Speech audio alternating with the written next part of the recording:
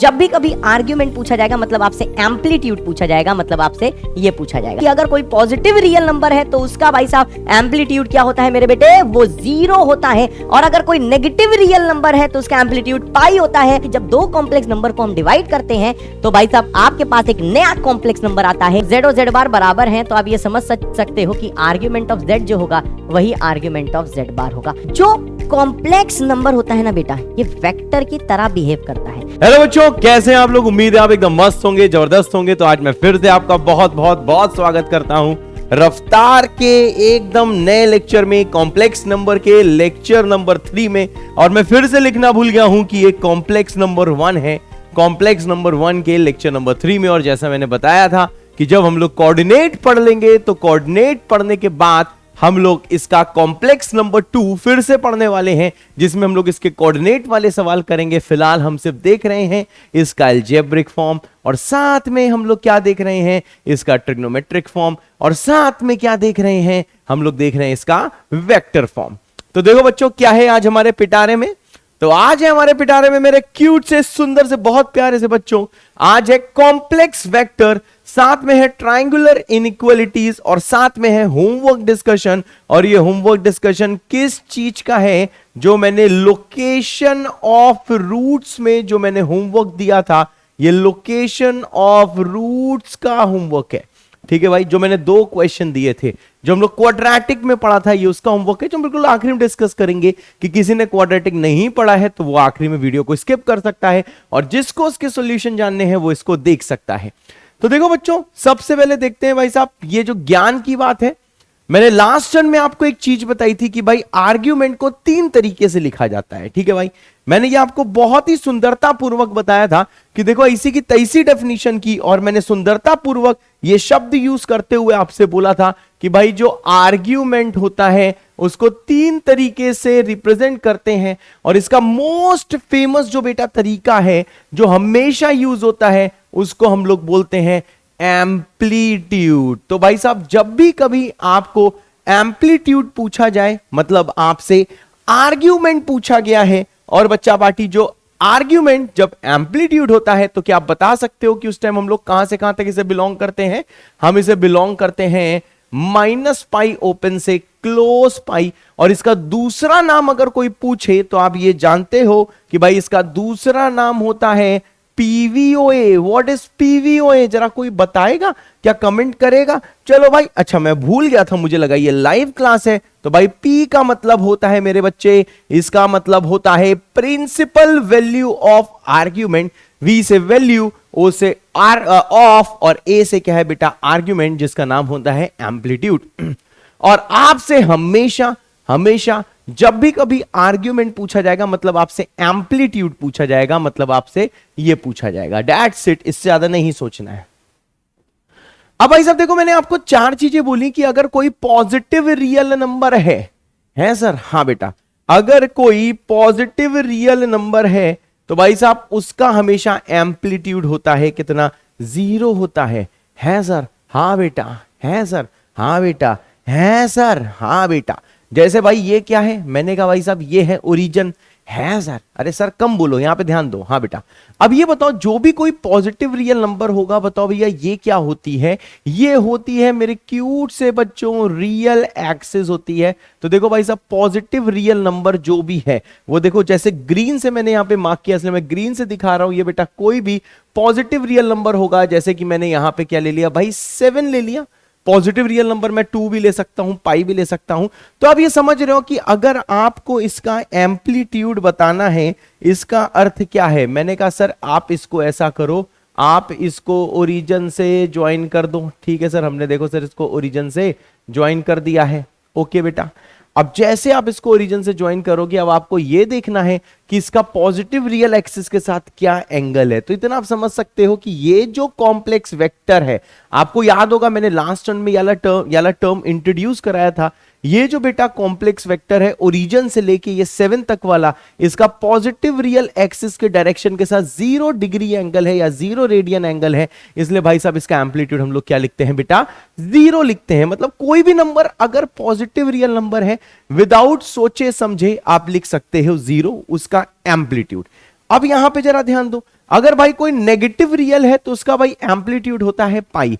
Sir कैसे होता है पाई? मैंने कहा जैसे भाई कोई भी नेगेटिव रियल नंबर मैंने यहां पे ले लिया, मानो -8 ले लिया, तो आप ये भली भांति जानते हो कि जैसे जैसे जैसे आप इसको इससे ज्वाइन कराओगे, है सर, हाँ बेटा, तो देखो जैसे आप इससे ज्वाइन करा रहे हो तो आपको पता है कि डायरेक्शन किसके साथ लेते हैं बेटा? डायरेक्शन लेते हैं पॉजिटिव रियल एक्सिस के साथ, समझे ना? ये मैंने लिखवाया था कि एम्पलीट्यूड के केस में या आर्ग्यूमेंट के केस में डायरेक्शन हम लोग लेते हैं पॉजिटिव रियल एक्सिस के साथ, और इसलिए भाई ये एंटी क्लॉकवाइज जाने पे ये एंगल कितना बन रहा है बेटा? पाई बन रहा है। इसलिए हम लोग क्या लिखते हैं मेरे बच्चे?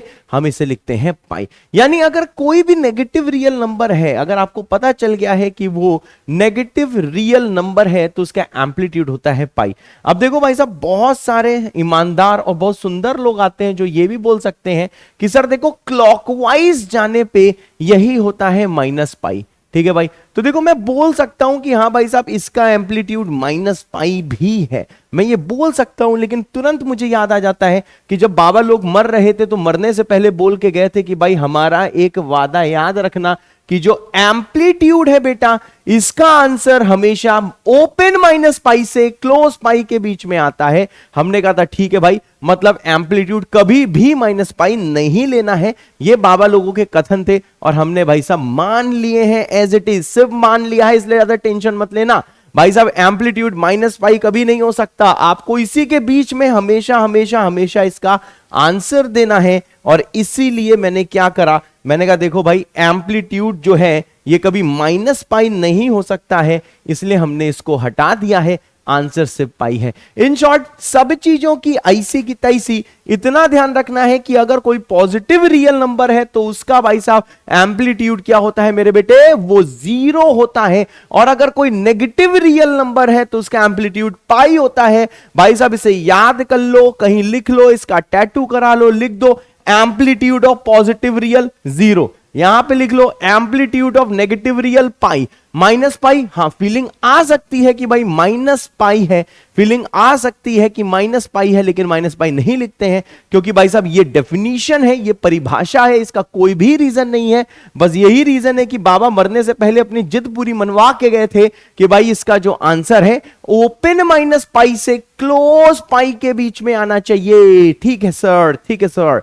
अब देखो भाई साहब, अगर मैंने आपसे कहा कि एम्पलीट्यूड बताओ पॉजिटिव, किसका एम्पलीट्यूड बताना है रे? इसका एम्पलीट्यूड बताना है पॉजिटिव रियल नंबर का, नहीं उल्टा लिखा है, number on positive imaginary axis. ठीक है सर। अब देखो ये चीज मेरे क्यूट से सुंदर से बालक और बालिकाओं, आपको ये समझ में आ रहा होगा कि भाई देखो ये जो एक्सिस है इसको हम लोग क्या बोलते हैं? We call it imaginary axis. और इसका जो ऊपर वाला पोर्शन है इसको हम बोलते हैं बेटा पॉजिटिव इमेजिनरी एक्सिस। अगर नंबर कभी पॉजिटिव इमेजिनरी एक्सिस में लाई कर रहा है, जैसे भाई साहब कोई नंबर मैंने क्या ले लिया, यहां पे ले लिया भाई साहब मैंने 7i ले लिया, ठीक है मेरे बच्चे 7i ले लिया, तो बताओ इसका हम लोग एम्पलीट्यूड कैसे निकालेंगे? अब ये देखो मेरे बच्चे ये परिभाषा है, इसलिए तो थिंक करना है, ओवर थिंक नहीं करना है। देखो मेरे बच्चे जैसे इसको इससे आपने ज्वाइन कराया, ठीक है सर, देखो ज्वाइन हो गया, हाँ सर। ज्वाइन कराने के बाद हम लोग क्या करते हैं, हम ये देखते हैं कि जो पॉजिटिव डायरेक्शन ऑफ जो एक्स एक्सिस है, ठीक है भाई, जो कि देखो मैं इसको ग्रीन से दिखा देता हूं, ये जो positive direction of real axis बोलो, एक्स एक्सिस बोलो, उससे इसका एंगल कितना बन रहा है बेटा? π/2 बन रहा है। तो देखो इसको एज इट इज आपको याद कर लेना है कि नंबर अगर कभी पॉजिटिव इमेजिनरी एक्सिस मतलब इसके ऊपर वाले पोर्शन में अगर लाई करता है, वाई एक्सिस के ऊपर वाले पोर्शन में लाई करता है, तो हमेशा का हमेशा एम्पलीट्यूड बेटा π/2 होता है। इसका आपको रट्टा लगा लेना है। हाँ देखो अब ये ना बोलना कि ये क्या होता है, रट्टा लगाने को बोल रहे हैं। अरे भाई कंसेप्ट भी तो समझा दिया है। अब मैंने रट्टा लगाने का मतलब ये होता है कि एग्जाम में अब सोचने में टाइम वेस्ट नहीं करना है। ये सारी चीजें आपके भाई साहब एकदम दिल दिमाग में बसी होनी चाहिए, एकदम भाई देखो खून में बसी होनी चाहिए, ठीक है सर। अब देखो भाई अगर मैं एम्पलीट्यूड लेता हूं number on negative imaginary axis, जैसे भाई नेगेटिव इमेजिनरी एक्सिस में मैंने यहां नंबर एक ले लिया, मान ले लिया बेटा -6 ऑफ i, ठीक है मेरे बच्चे। अब जरा यहां पे ध्यान दीजिएगा, सर क्या ध्यान देना है भैया? देखो पॉजिटिव इमेजिनरी एक्सिस से इसका एंगल कितना बन रहा था मैंने कहा सर देखो 3π/2 बन रहा था, बिल्कुल सही बात है, लेकिन 3π/2 नहीं लेंगे। क्यों?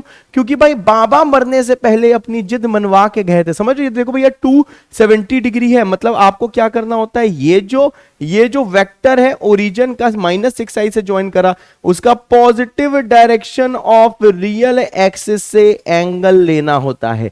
ठीक है मेरे बच्चे, positive direction of real axis से जैसे मैंने एंगल लिया तो वो आ गया बेटा 3π/2, जो भैया 1.5 पाई होता है, 1.5 पाई होता है, जो फिर से इस रेंज में नहीं है। इसीलिए हम लोग क्या करेंगे, बाबा ने ये बोला, इसलिए भाई साहब ये एंगल हम लेते हैं। देखो क्लॉकवाइज में π/2 लेते हैं, जिसको भाई साहब -π/2 लिखा जाता है। इसलिए भाई साहब इस रेंज को मनवाने के लिए इसका आंसर होता है -π/2। मतलब देखो बच्चे, इन शॉर्ट मैंने सारी चीजें आपको समझा दी। अब बारी है आपकी, अब बारी है आपकी, अब बारी है आपकी, अब पारी है आपकी। अब देखो भाई साहब, कभी भी एम्पलीट्यूड लेना है पॉजिटिव रियल नंबर का, भाई साहब वो 0 होता है। नेगेटिव रियल नंबर का पाई होता है।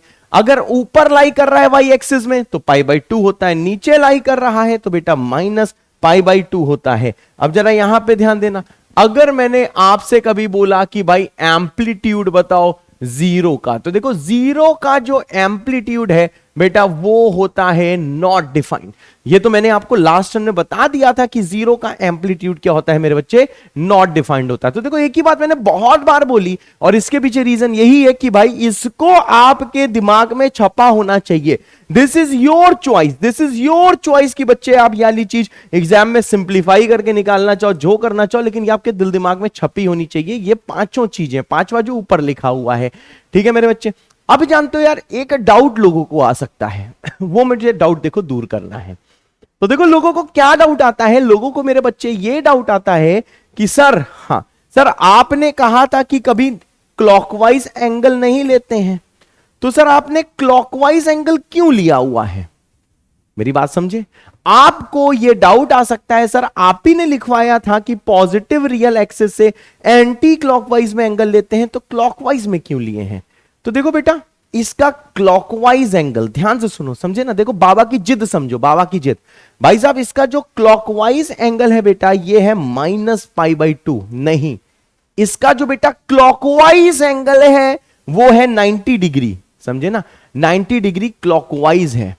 लेकिन अगर कोई पूछेगा इसका एंटी क्लॉकवाइज एंगल क्या है, जिद समझ रहे हो, एंटी क्लॉकवाइज एंगल है बेटा -π/2, हम ऐसे लिखेंगे -π/2 एंटी क्लॉकवाइज गया है। इसका मतलब क्या है, अगर +π/2 जाता तो एंटी क्लॉकवाइज पूरा दिख रहा होता, लेकिन एंटी क्लॉकवाइज -π/2 गया है, इसलिए π/2 क्लॉकवाइज गया है। मतलब -π/2 एंटी क्लॉकवाइज का मतलब होता है, अगर कहीं पे मैं तुम्हें ये लिख के दे दूं कि भाई साहब नंबर का -π/2 एंटी क्लॉकवाइज कुछ कांड हुआ है, तो इसको समझना बेटा we call it π/2 clockwise, we call it π/2 clockwise. तो भाई साहब ये ऑटोमेटिकली एंटी क्लॉकवाइज आ गया। अब मुझे पता है तुम लोग कंफ्यूज हो रहे होगे, तो देखो इन शॉर्ट ज्यादा इस जगह दिमाग नहीं लगाना, अगर कंफ्यूज हो चुके हो तो यहीं पे उस दिमाग से निकालो और पटक दो वहीं पर। आपको कितना ध्यान रखना है, सबकी ऐसी की तैसी एम्पलीट्यूड ऑफ पॉजिटिव रियल क्या होता है, 0 होता है, नेगेटिव रियल पाई होता है। अगर ऊपर ये लाई कर रहा है पॉजिटिव इमेजिनरी एक्सिस में तो π/2 होता है, और नीचे लाई कर रहा है तो बेटा -π/2 होता है। बस मुझे इतना ही बताना है और आगे बढ़ जाओ। बीच में थोड़ी चीज ये मैंने बताने का प्रयास किया था, ये समझना कोई जरूरी नहीं है, बस ये मान लेना जरूरी है कि एम्पलीट्यूड का आंसर हमेशा ओपन -π से क्लोज पाई में आएगा। बस इतना ही ध्यान रखना है। क्या मेरी बात मान चुके हो, ये बात अपने दिमाग में बैठा चुके हो? जरूरी नहीं है कि सारी चीज इसी इंस्टेंट पे आपको आ जाए, लेकिन हाँ उतनी चीजें आ जानी चाहिए जिससे आपका सवाल हो जाए। ठीक है भाई, तो इसका भाई साहब तुरंत रट्टा लगा लो और भाई दिमाग में रख लो, सारे प्रूफ आपको पता है। ठीक है सर, अब देखो कल भाई साहब हमने पढ़ा था कि ट्रिग्नोमेट्रिक फॉर्म हमने पढ़ी थी मेरे बच्चे। कल हमने ये पढ़ा था कि भाई किसी भी कॉम्प्लेक्स नंबर का ट्रिग्नोमेट्रिक फॉर्म क्या होता है। तो आपको पता है किसी भी कॉम्प्लेक्स नंबर का अगर ट्रिग्नोमेट्रिक फॉर्म लिखना है तो भाई z का वैल्यू होता है mod z इंटू e की पावर क्या होता है भाई साहब i थीटा होता है, जहां पे भाई थीटा क्या होता है उसका आर्ग्यूमेंट होता है। अब मानो भैया बाबा बैठे थे, बैठे बैठे पार्टी कर रहे थे, ठीक है, तो बाबा ने क्या करा, बाबा ने कहा भाई साहब चलो एक कॉम्प्लेक्स नंबर लेते हैं Z1। हमने कहा Z1 क्या है, बाबा ने बोला मॉड ऑफ Z1 e की power i theta one. Theta one क्या है, सबने कहा सर थीटा वन है आर्ग्यूमेंट ऑफ Z1। अब अगर मैंने तुमसे कहा भाई साहब व्हाट इज Z2, तो ये होगा बेटा मॉड ऑफ Z2 e की पावर आई थीटा टू, और साथ में जो थीटा टू है मेरे बेटे वो है आर्ग्यूमेंट ऑफ Z2। ठीक है सर। अब भाई साहब क्या हुआ, अब देखो कुछ ऐसा हुआ कि भाई साहब बाबा का मन किया, बाबा ने भाई साहब दोनों कॉम्प्लेक्स नंबर को मल्टीप्लाई कर दिया। अब एक चीज बताओ, जब दो कॉम्प्लेक्स नंबर को मल्टीप्लाई करते हैं तो एक कॉम्प्लेक्स नंबर ही आता है, हमने सॉल्व करके देखा हुआ है। सही बात है, दुनिया का हर नंबर एक कॉम्प्लेक्स नंबर होता है। अगर दो कॉम्प्लेक्स नंबर को मल्टीप्लाई करेंगे तो जो नया नंबर आएगा वो भी एक कॉम्प्लेक्स नंबर होगा, उसको मैंने मान लिया बेटा Z। अब बताओ अगर मैं रैंडमली कोई भी कॉम्प्लेक्स नंबर Z ले रहा हूं तो उसको लिख सकता हूं मॉड Z इंटू ई की पावर आई थीटा। अब बताओ भैया थीटा क्या है, ये आर्ग्यूमेंट ऑफ Z है। मैंने ये कहा जब भाई दो कॉम्प्लेक्स नंबर को मैं मल्टीप्लाई कर रहा हूं तो जो नया कॉम्प्लेक्स नंबर आ रहा है वो भैया Z है। और इसको देख के बाबा मचल उठे, बाबा कहते हैं मास्टर ने पिछले लेक्चर में एक चीज पढ़ाई थी कि भाई जो Z होता है वो होता है मॉड Z इंटू ई की पावर आई थीटा, और जो थीटा है उसका वैल्यू होता है आर्ग्यूमेंट ऑफ Z। ठीक है सर। अब क्या करें सर, अब क्या करें, मैंने कहा देखो भाई साहब अब ऐसा कुछ कर सकते हैं सर, कैसा कुछ कर सकते हैं, मैंने कहा भाई साहब दोनों को मल्टीप्लाई करो। ठीक है सर, कर दिया। अब बताओ जैसे Z1 इंटू Z2 करोगे तो भाई बताओ mod of Z1 mod of Z2 e की power i theta one plus theta two आएगा। सर कैसे, हमने कहा दोनों को जैसे मल्टीप्लाई कराया तो मॉड Z1 मॉड Z2, और e की पावर में देखो एंगल ऐड हो गया, e की पावर में भाई साहब एंगल ऐड हो गया। ठीक है सर। अब जरा यहां पे ध्यान दो भाई साहब, Z1 इंटू Z2 को मैंने Z लिखा है, बिल्कुल सही बात है, दो कॉम्प्लेक्स नंबर को मल्टीप्लाई करोगे Z आएगा, और Z को भाई साहब ट्रिग्नोमेट्री बाबा ने लिखा है भाई साहब मॉड Z इंटू ई की पावर आई थीटा। अब बताओ जब इसको आप कंपेयर करोगे, बहुत ध्यान से देखिएगा, जब आप इसे कंपेयर करोगे तो आप कंपेयर करने के बाद ऐसा कुछ कमेंट बाजी कर सकते हो। सर क्या कमेंट बाजी हम कर सकते हैं, सर ये इंटू ये, बिल्कुल सही, इंटू नहीं सर कुछ भी बोल लो, ये आपस में बराबर होंगे। ठीक है, सही बात है। तो देखो mod Z equal to mod of Z1 mod of Z2। ठीक है सर। नेक्स्ट चीज क्या आती है, सर ये वाली चीज इसके बराबर होगी, एकदम सही। अगर दोनों चीजों को भैया बराबर रखना है तो इनकी पावर सेम होंगी, तो पावर सेम का मतलब दोनों में आई है, यानी सर ओनली जो थीटा है वो बचेगा theta one plus theta to.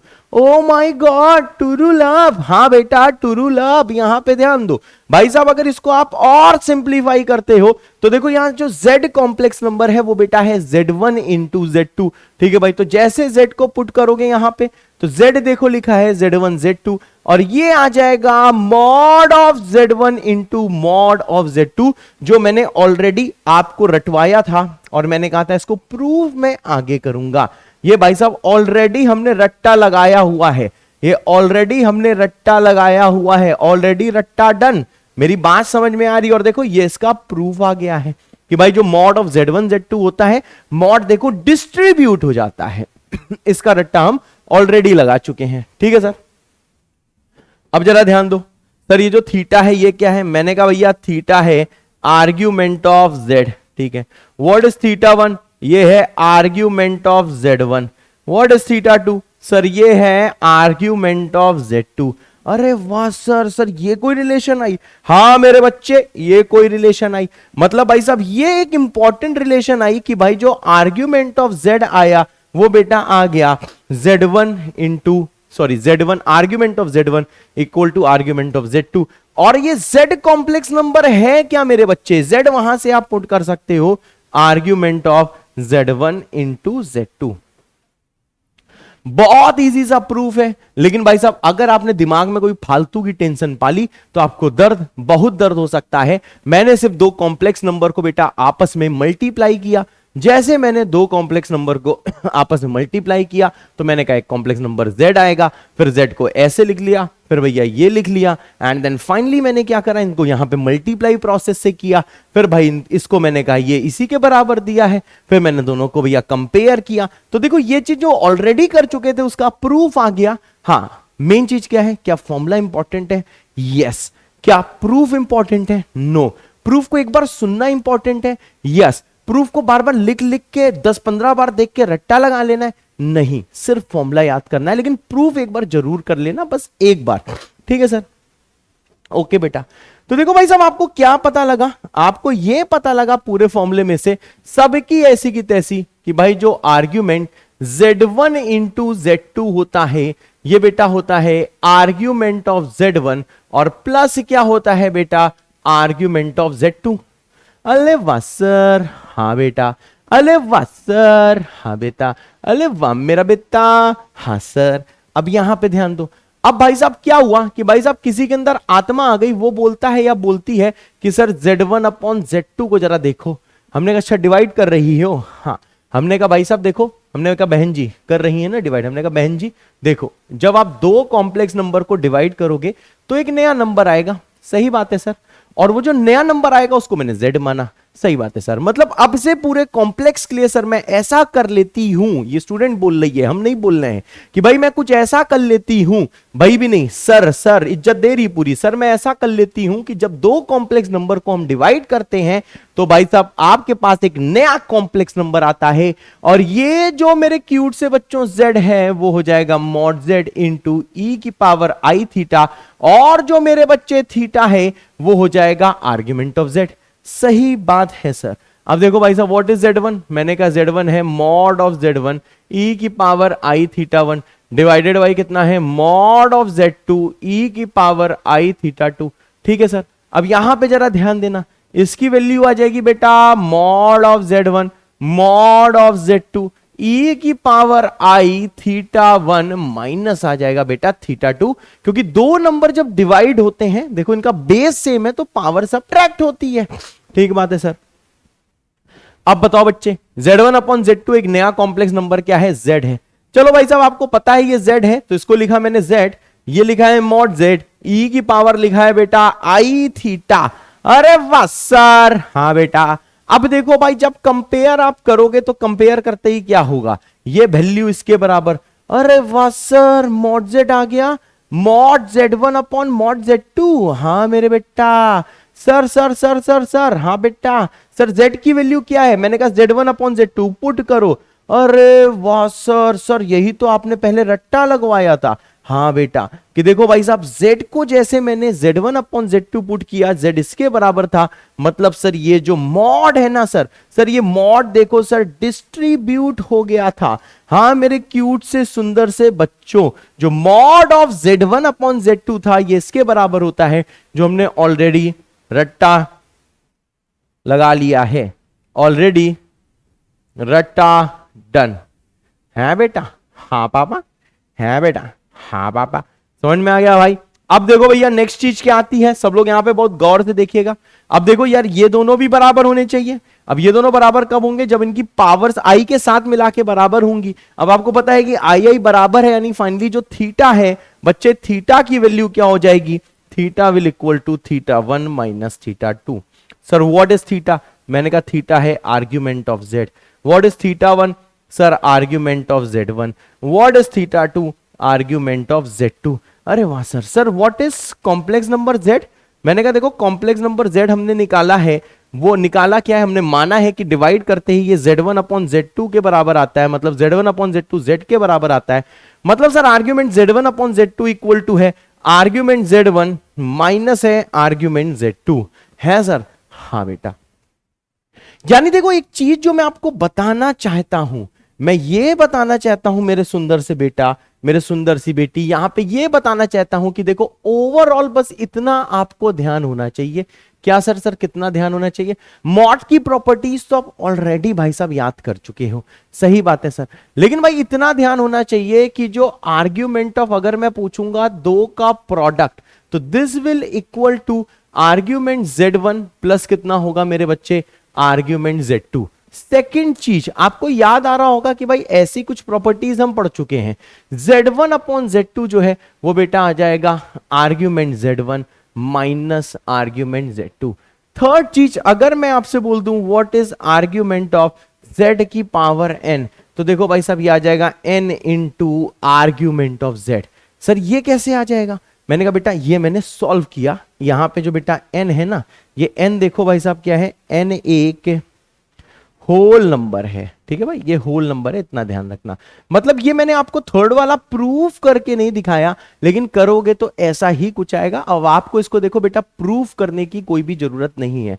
तो देखो मैंने ये देखा कि सर ये जो आर्ग्यूमेंट है, आर्ग्यूमेंट की जो प्रॉपर्टी है, आर्ग्यूमेंट्स प्रॉपर्टी है, पपत्ती, हाँ, are similar, argument properties are similar to that of log. These are similar to that of log. Argument की जो प्रॉपर्टीज हैं ये भाई साहब सिमिलर है टू दैट ऑफ लॉग। जैसी लॉग की प्रॉपर्टीज होती हैं वैसी भाई आर्ग्यूमेंट की प्रॉपर्टी होती है। ठीक है मेरे बच्चे, अभी हम लोग इसकी प्रैक्टिस करेंगे, इसलिए बिल्कुल भी टेंशन मत लेना। अभी से भैया रट्टा लगाने में विश्वास रखें, उससे ज्यादा कोई भी टेंशन ना ले। जो आर्ग्यूमेंट है उसकी बेटा properties are similar to that of log होती है। लेकिन भाई सबसे इंपॉर्टेंट शब्दावली अब लिखने वाला हूं, but it is not log. ये लॉग नहीं है कि तुम इसे लॉग समझ लो। लॉग और ये डिफरेंट चीजें हैं, क्योंकि आर्ग्यूमेंट एक एंगल होता है, लॉग कोई एक्सपोनेंशियल वाली चीज होती है जो कि हम लोग पढ़ चुके हैं। तो प्रॉपर्टीज सिमिलर है। मतलब कल को अगर मैं कोई तुमसे ऐसे पूछ लूं, क्या पूछ लूं, जैसे मैंने ऐसे पूछा भाई आर्ग्यूमेंट ऑफ 2, तो आपको पता है sir what is log of 2, तो ये मत लिख देना कि 0.3010, क्योंकि सर ये log 2 की वैल्यू यही होती है। बेटा ये गलत है, ये गलत है बेटा, ये log 2 की वैल्यू होती है। मतलब प्रॉपर्टीज सिमिलर है परंतु ये लॉग नहीं है। आर्ग्यूमेंट ऑफ 2 क्या भाई 0 ही आएगा। सर ये 0 क्यों आएगा? क्योंकि सर ये पॉजिटिव रियल है। ये बेटा 2 लिखा है, शायद Z जैसा लग रहा है पर ये 2 लिखा हुआ है मैंने, क्योंकि भाई आप ये पढ़ चुके हो कि भाई आर्ग्यूमेंट ऑफ पॉजिटिव रियल्स या एम्पलीट्यूड ऑफ पॉजिटिव रियल्स कितना होता है भाई 0 होता है। क्या मेरी बात क्लियर है? अगर क्लियर है तो अभी लगा दो भैया टाइम स्टैम्प और लिख दो यस सर। मतलब देखो भाई ये प्रॉपर्टीज आपको याद होनी चाहिए, किसी भी तरह ये प्रॉपर्टी आपको याद ही करनी है। ठीक है मेरे बच्चे? ओके सर, लव यू बच्चे, love you too sir. Okay बच्चे, अभी इसकी बेटा प्रैक्टिस होगी, इसलिए टेंशन मत देना, सारी प्रैक्टिस होगी। तुम्हारा मास्टर सब कुछ बताएगा, थारा मास्टर एक एक चीज बताएगा। अब देखो भाई, जिंदगी में पहली बार मैं ये नोट शब्द लिख रहा हूं, वरना बाबा का ज्ञान ही आता है। तो देखो मैं ये बोलना चाहता हूं कि अगर किसी ने पूछा आर्ग्यूमेंट ऑफ Z बार, ये होता है भैया माइनस आर्ग्यूमेंट ऑफ Z। ये बेटा जेई का थोड़ा फेवरेट सी चीज है, ये जेई पूछ लेता है कि भैया what is argument of Z बार। ये सवाल में यूज हो जाता है कि ये होता है बेटा माइनस आर्ग्यूमेंट ऑफ Z। तो देखो कॉम्प्लेक्स में तुम्हें लग रहा होगा यार प्रॉपर्टी पे प्रॉपर्टी आती जा रही है, तो भाई आपकी ऐसी की तैसी होती जा रही होगी। लेकिन आपको बस भैया सुनते रहना है और जहां सितारा लगा दूं वो फॉर्मूला लिख लेना है, वो फॉर्मूला भाई साहब याद कर लेना है, क्योंकि उसी के बेसिस पे आप आगे अच्छा कर पाओगे। ठीक है सर, ओके बेटा, ठीक है सर, ओके बेटा, लव यू सर। ठीक है बेटा, अब आ जाओ बेटा। अब देखो भाई इसमें सबसे इंपॉर्टेंट चीज क्या है, अभी मैं आपको बताने जा रहा हूं। इसमें ये प्रॉपर्टी, वैसे ये फॉर्मूला अधूरा है। चलो सर प्रूफ करते हैं, चलो बेटा प्रूफ करते हैं।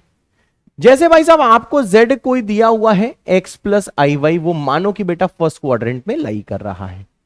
ठीक है सर, अब बताओ भाई अगर Z यहां पे लाई कर रहा है तो इसका मतलब समझ रहे हो कि ये कोऑर्डिनेट होगा बेटा x, y। हमने मान लिया है कि इसका भाई साहब x और y दोनों पॉजिटिव हैं। ठीक है सर, अब बताओ ये Z बार कहां लाई करेगा? अब देखो तुमको मेरे बच्चे ये चीज भली बात ही पता है, रुकना जरा, इसको मैं इससे पहले ज्वाइन कर दूं। ठीक है सर, हाँ बेटा, ठीक है सर, हाँ बेटा। अच्छा इसका अगर आर्ग्यूमेंट निकालना है तो देखो ये positive direction of real axis है, ये देखो एंगल कितना होगा सर, ये थीटा होगा। सही बात है, थीटा क्या है? मैंने कहा सर ये है आर्ग्यूमेंट ऑफ Z, बिल्कुल सही। अब आपको ये पता है कि भाई साहब अगर मेरे को इसका वो लिखना है, ठीक है भाई, तो देखो आप जानते हो कि जो Z बार है, Z बार क्या होगा? मैंने कहा Z बार होगा x, माइनस वाई। बात समझ रहे हो? जेड बार हो जाएगा x कॉमा माइनस वाई। क्यों? क्योंकि भाई जेड बार होगा x प्लस आई वाई, तो आपको पता है जस्ट नीचे लाई करेगा। अगर ये x कॉमा वाई इधर लाई कर रहा है तो x comma minus y just नीचे लाई करेगा। It is same as saying अगर 2 कॉमा 3 यहां लाई कर रहा है तो 2 कॉमा माइनस 3 यहां तो लाई करेगा। अरे हाँ सर, हाँ मेरे बच्चे, अब यहां पे जरा ध्यान दीजिएगा। हाँ सर, मैंने कहा भाई साहब इसको ऐसा करो, इससे ज्वाइन करो, बिल्कुल सही सर। अब मैंने कहा एक चीज बताओ भाई साहब, अगर मैं इसकी बात करूं, हाँ सर, अगर मैं ऐसी कोई बात करूं, हाँ सर, तो आपको ये समझ में आ रहा है, हाँ सर, आपको ये समझ में आ रहा है कि सिमिलैरिटी की वजह से बेटा ये एंगल आ जाएगा माइनस ऑफ थीटा। अरे हाँ sir, sir minus of theta, हाँ माइनस ऑफ थीटा। आपको पता है भैया माइनस थीटा एंटी क्लॉकवाइज आए हैं, ध्यान देना, क्लॉकवाइज तो थीटा आए हैं, थीटा पॉजिटिव है, क्लॉकवाइज 30 डिग्री आए, लेकिन एंटी क्लॉकवाइज में हम लोग क्या बोलते हैं, एंटी क्लॉकवाइज में हम लोग बोलते हैं, एंटी क्लॉकवाइज में हम लोग ये बोलते हैं कि भाई एंटी क्लॉकवाइज -30 आए हैं। अगर मैं आपसे कहूं कि भाई आप ऐसा करो एंटी क्लॉकवाइज -30 घूमो, तो आप क्लॉकवाइज 30 घूमोगे। क्या मेरी बात क्लियर है? अगर मैं आपसे कहूंगा कि आप एंटी क्लॉकवाइज -60 घूमो, तो आप क्लॉकवाइज 60 घूमोगे। ये चीज अपने दिमाग में बैठा लो, ये रूल होता है, ठीक है सर। अब एक चीज बताओ, एक तरह से यही तो इसका आर्ग्यूमेंट हो गया। अरे हाँ सर, हाँ बेटा ये आर्ग्यूमेंट हो गया। ओके हाँ मेरे बच्चे, ओके हाँ मेरे बच्चे, तो आप समझ गए होंगे अगर इस रिलेशन का मैं पूरा इस्तेमाल करूं तो मुझे पता है थीटा की वैल्यू क्या है। इस थीटा को मैं पुट कर सकता हूं आर्ग्यूमेंट ऑफ जेड, तो माइनस आर्ग्यूमेंट ऑफ जेड कितना हो जाएगा, ये आ जाएगा बेटा आर्ग्यूमेंट ऑफ जेड बार। ठीक है सर।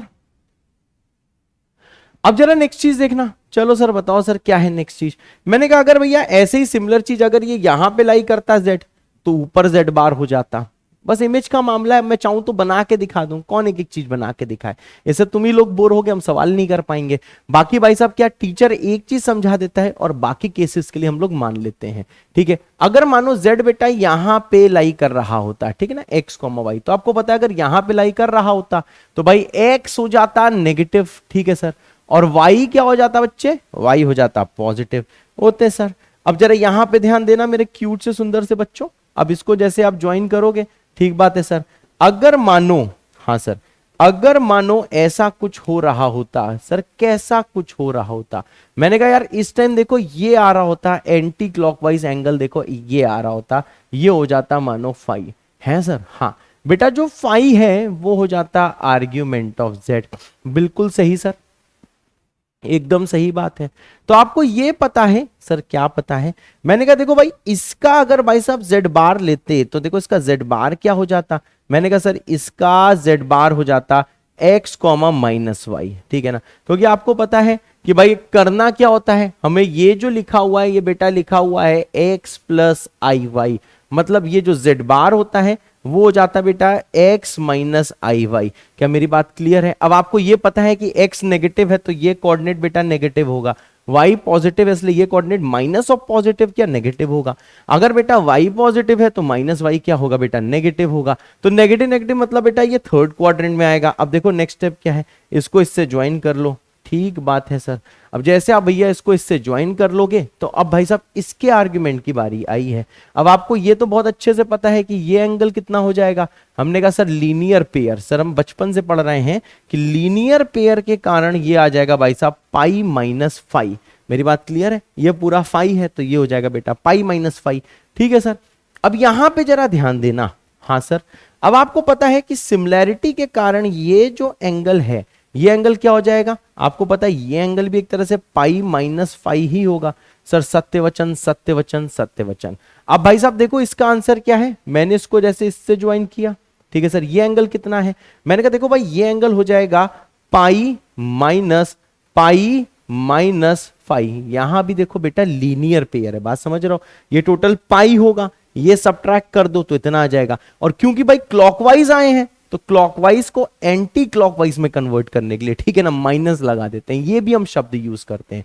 तो जैसे भाई सिंप्लीफाई करेगा तो देखो भाई ये आ जाएगा माइनस ऑफ फाई, जो हो जाएगा आर्ग्यूमेंट ऑफ कितना हो जाएगा जेड बार, इसमें तुम पक्का बेहोश हुए होगे, क्योंकि देखो इसमें मैंने एंगल सोचवा दिए, बहुत ज्यादा एंगल सोचने को मैंने मजबूर कर दिया। तो देखो भाई साहब कंफ्यूज हो सकते हो, कंफ्यूज हो सकते हो, लेकिन भाई ये चीज आपको याद रखनी है। हाँ, इसमें कुछ बच्चे कंफ्यूज हो जाते हैं, तो सारे टीचर्स ये कराते भी नहीं है, कोई फालतू बच्चा कंफ्यूज हो जाता है, फिर वो देखो कॉम्प्लेक्स नंबर पढ़ना छोड़ देता है। तो देखो आपको कॉम्प्लेक्स नंबर बच्चे देखो पढ़ना नहीं छोड़ना है, बिल्कुल भी ना पढ़ना छोड़ना। बस देखो मेरी जो रिक्वेस्ट है वो ये है कि हल्का हल्का चीजें सुन लो जो मैं आपसे बोल रहा हूं, ये सारी चीजें सवालों में काम नहीं आने वाली है, इसलिए बिल्कुल टेंशन मत लो। अब देख लो भाई साहब, फाई है, फाई की वैल्यू क्या, माइनस आर्ग्यूमेंट जेड बार हो चुकी है, यानी सर इससे भी ये देखो मैंने प्रूफ कर लिया। तो देखो ये सब चीजें मैंने ज्योमेट्री से पूरा देखो भाई साहब प्रूफ तो कर दिया, और तुम पूरा का पूरा कंफ्यूज हो सकते हो, और पूरा का पूरा तुमको हक है भाई साहब कंफ्यूज होने का। लेकिन भाई साहब देखो टेंशन मत लो, टेंशन बिल्कुल मत लो। यहां पे कंफ्यूज हो गए हो तो इट्स फाइन, नहीं हुए हो तो भाई और भी अच्छा है, लेकिन ये फॉर्मूला याद नहीं कर रहे हो तो बुरा है। तो भाई साहब फॉर्मूला आपको रात याद करना है, प्रूफ की ऐसी की तैसी, ये मुझको आता है, बस मुझे यही बताना था, इसलिए भाई टेंशन मत लो, ठीक है सर। अब जरा और देखो, यहां पे भाई बस एक कंडीशन होती है कि z must not B purely real. अच्छा सर, हाँ ये बेटा बहुत इंपॉर्टेंट चीज है कि z मेरे बच्चे प्योरली रियल नहीं हो सकता। सर क्यों नहीं हो सकता? मैंने कहा भाई साहब अगर मानो कि इसमें मैं एग्जाम्पल ले लेता हूं, एक मैं एग्जाम्पल ले लेता हूं, यहां पे जरा बेटा ध्यान देना। एग्जाम्पल ये लिया, मानो बेटा कॉम्प्लेक्स नंबर z है 2, सही बात है, तो देखो z बार क्या होगा सर, z बार होगा सर 2 ही तो होगा। अरे हाँ, तो देखो भैया जब z और z बार बराबर हैं तो आप ये समझ सकते हो कि आर्ग्यूमेंट ऑफ z जो होगा वही आर्ग्यूमेंट ऑफ z बार होगा। मतलब भाई ये प्रॉपर्टी कब ट्रू है, ये प्रॉपर्टी तभी ट्रू है जिस टाइम भाई साहब z रियल नहीं है या प्योरली रियल नहीं है। तो देखो मैंने आपको बहुत सारी चीजें यहां लिख के दिखाई, अगर आप कंफ्यूज हो तो भाई रोने की कोई जरूरत नहीं है, भाड़ में जाए। जितना मैंने आपको भाई साहब याद करने को बोला है, भैया बाबा ने क्या बोला कि कॉम्प्लेक्स में अगर बढ़िया परफॉर्म करना है तो देखो भाई इतने ज्ञान को जरूर मेरे बच्चे फॉलो करना है। अगर कॉम्प्लेक्स में you want to perform very very रापचिक, वेरी वेरी मस्त, तो देखो भाई इतनी चीज बस ध्यान रखनी जितनी मैं इस पेज में लिखने जा रहा हूं।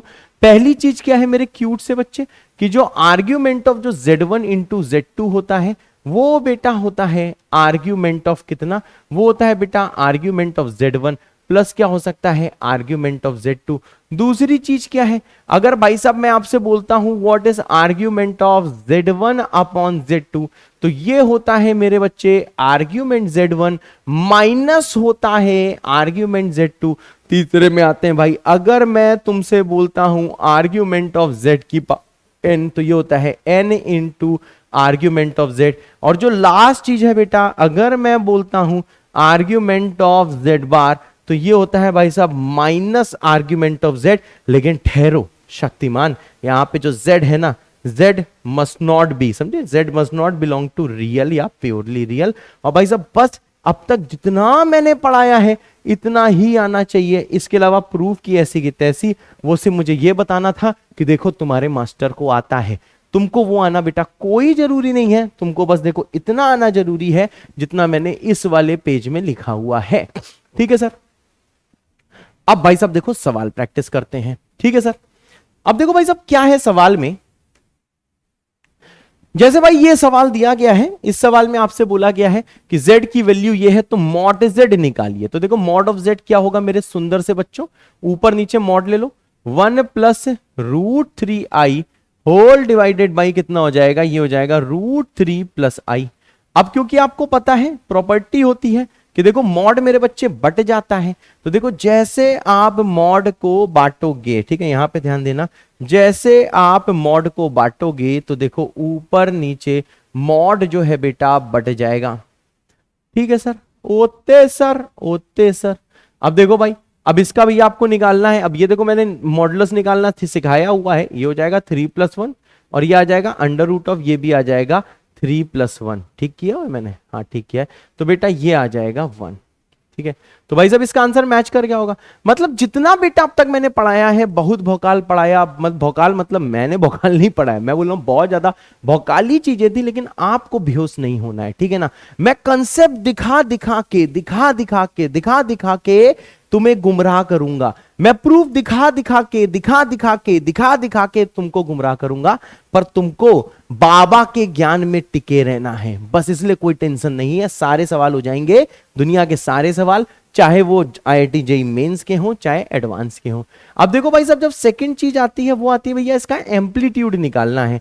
तो आपको पता है भाई साहब क्या होता है, मैंने कहा सर देखो एम्पलीट्यूड ऑफ Z निकालना है। हाँ सर, एक तरह से क्या है सर, एम्पलीट्यूड देखो ऊपर वाले का, एकदम सही, ऊपर वाला क्या है सर √3, हाँ बिल्कुल सही, नीचे है √3 + I, एकदम सही है सर। अब आपको पता है कि ये लॉग की प्रॉपर्टी फॉलो करता है, तो इसको क्या लिख सकते हो, एम्पलीट्यूड ऑफ 1 + √3I, बिल्कुल सही सर, और माइनस कर सकते हो एम्पलीट्यूड ऑफ Z2 मतलब नीचे वाला, ये कितना होता है बेटा √3 + I। अब देखो बेटा, प्रीवियस टर्म में मैंने एम्पलीट्यूड निकालना सिखाया था, इसलिए मैं अभी आपके साथ बिल्कुल भी ये सॉल्व नहीं करने वाला, लेकिन मैं लिख देता हूं कि यहां आएगा बेटा π/3, यहां आएगा मेरे बच्चे π/6, और ये सॉल्व करोगे तो ये 30 डिग्री आ जाएगा, बस यही, इसको निकालना मैंने लास्ट टर्म में आपको सिखाया हुआ है, इसलिए मैंने ये पूरा सॉल्व नहीं किया है। ठीक है, अब आता है बेटा जनरल वैल्यू ऑफ आर्ग्यूमेंट बताओ।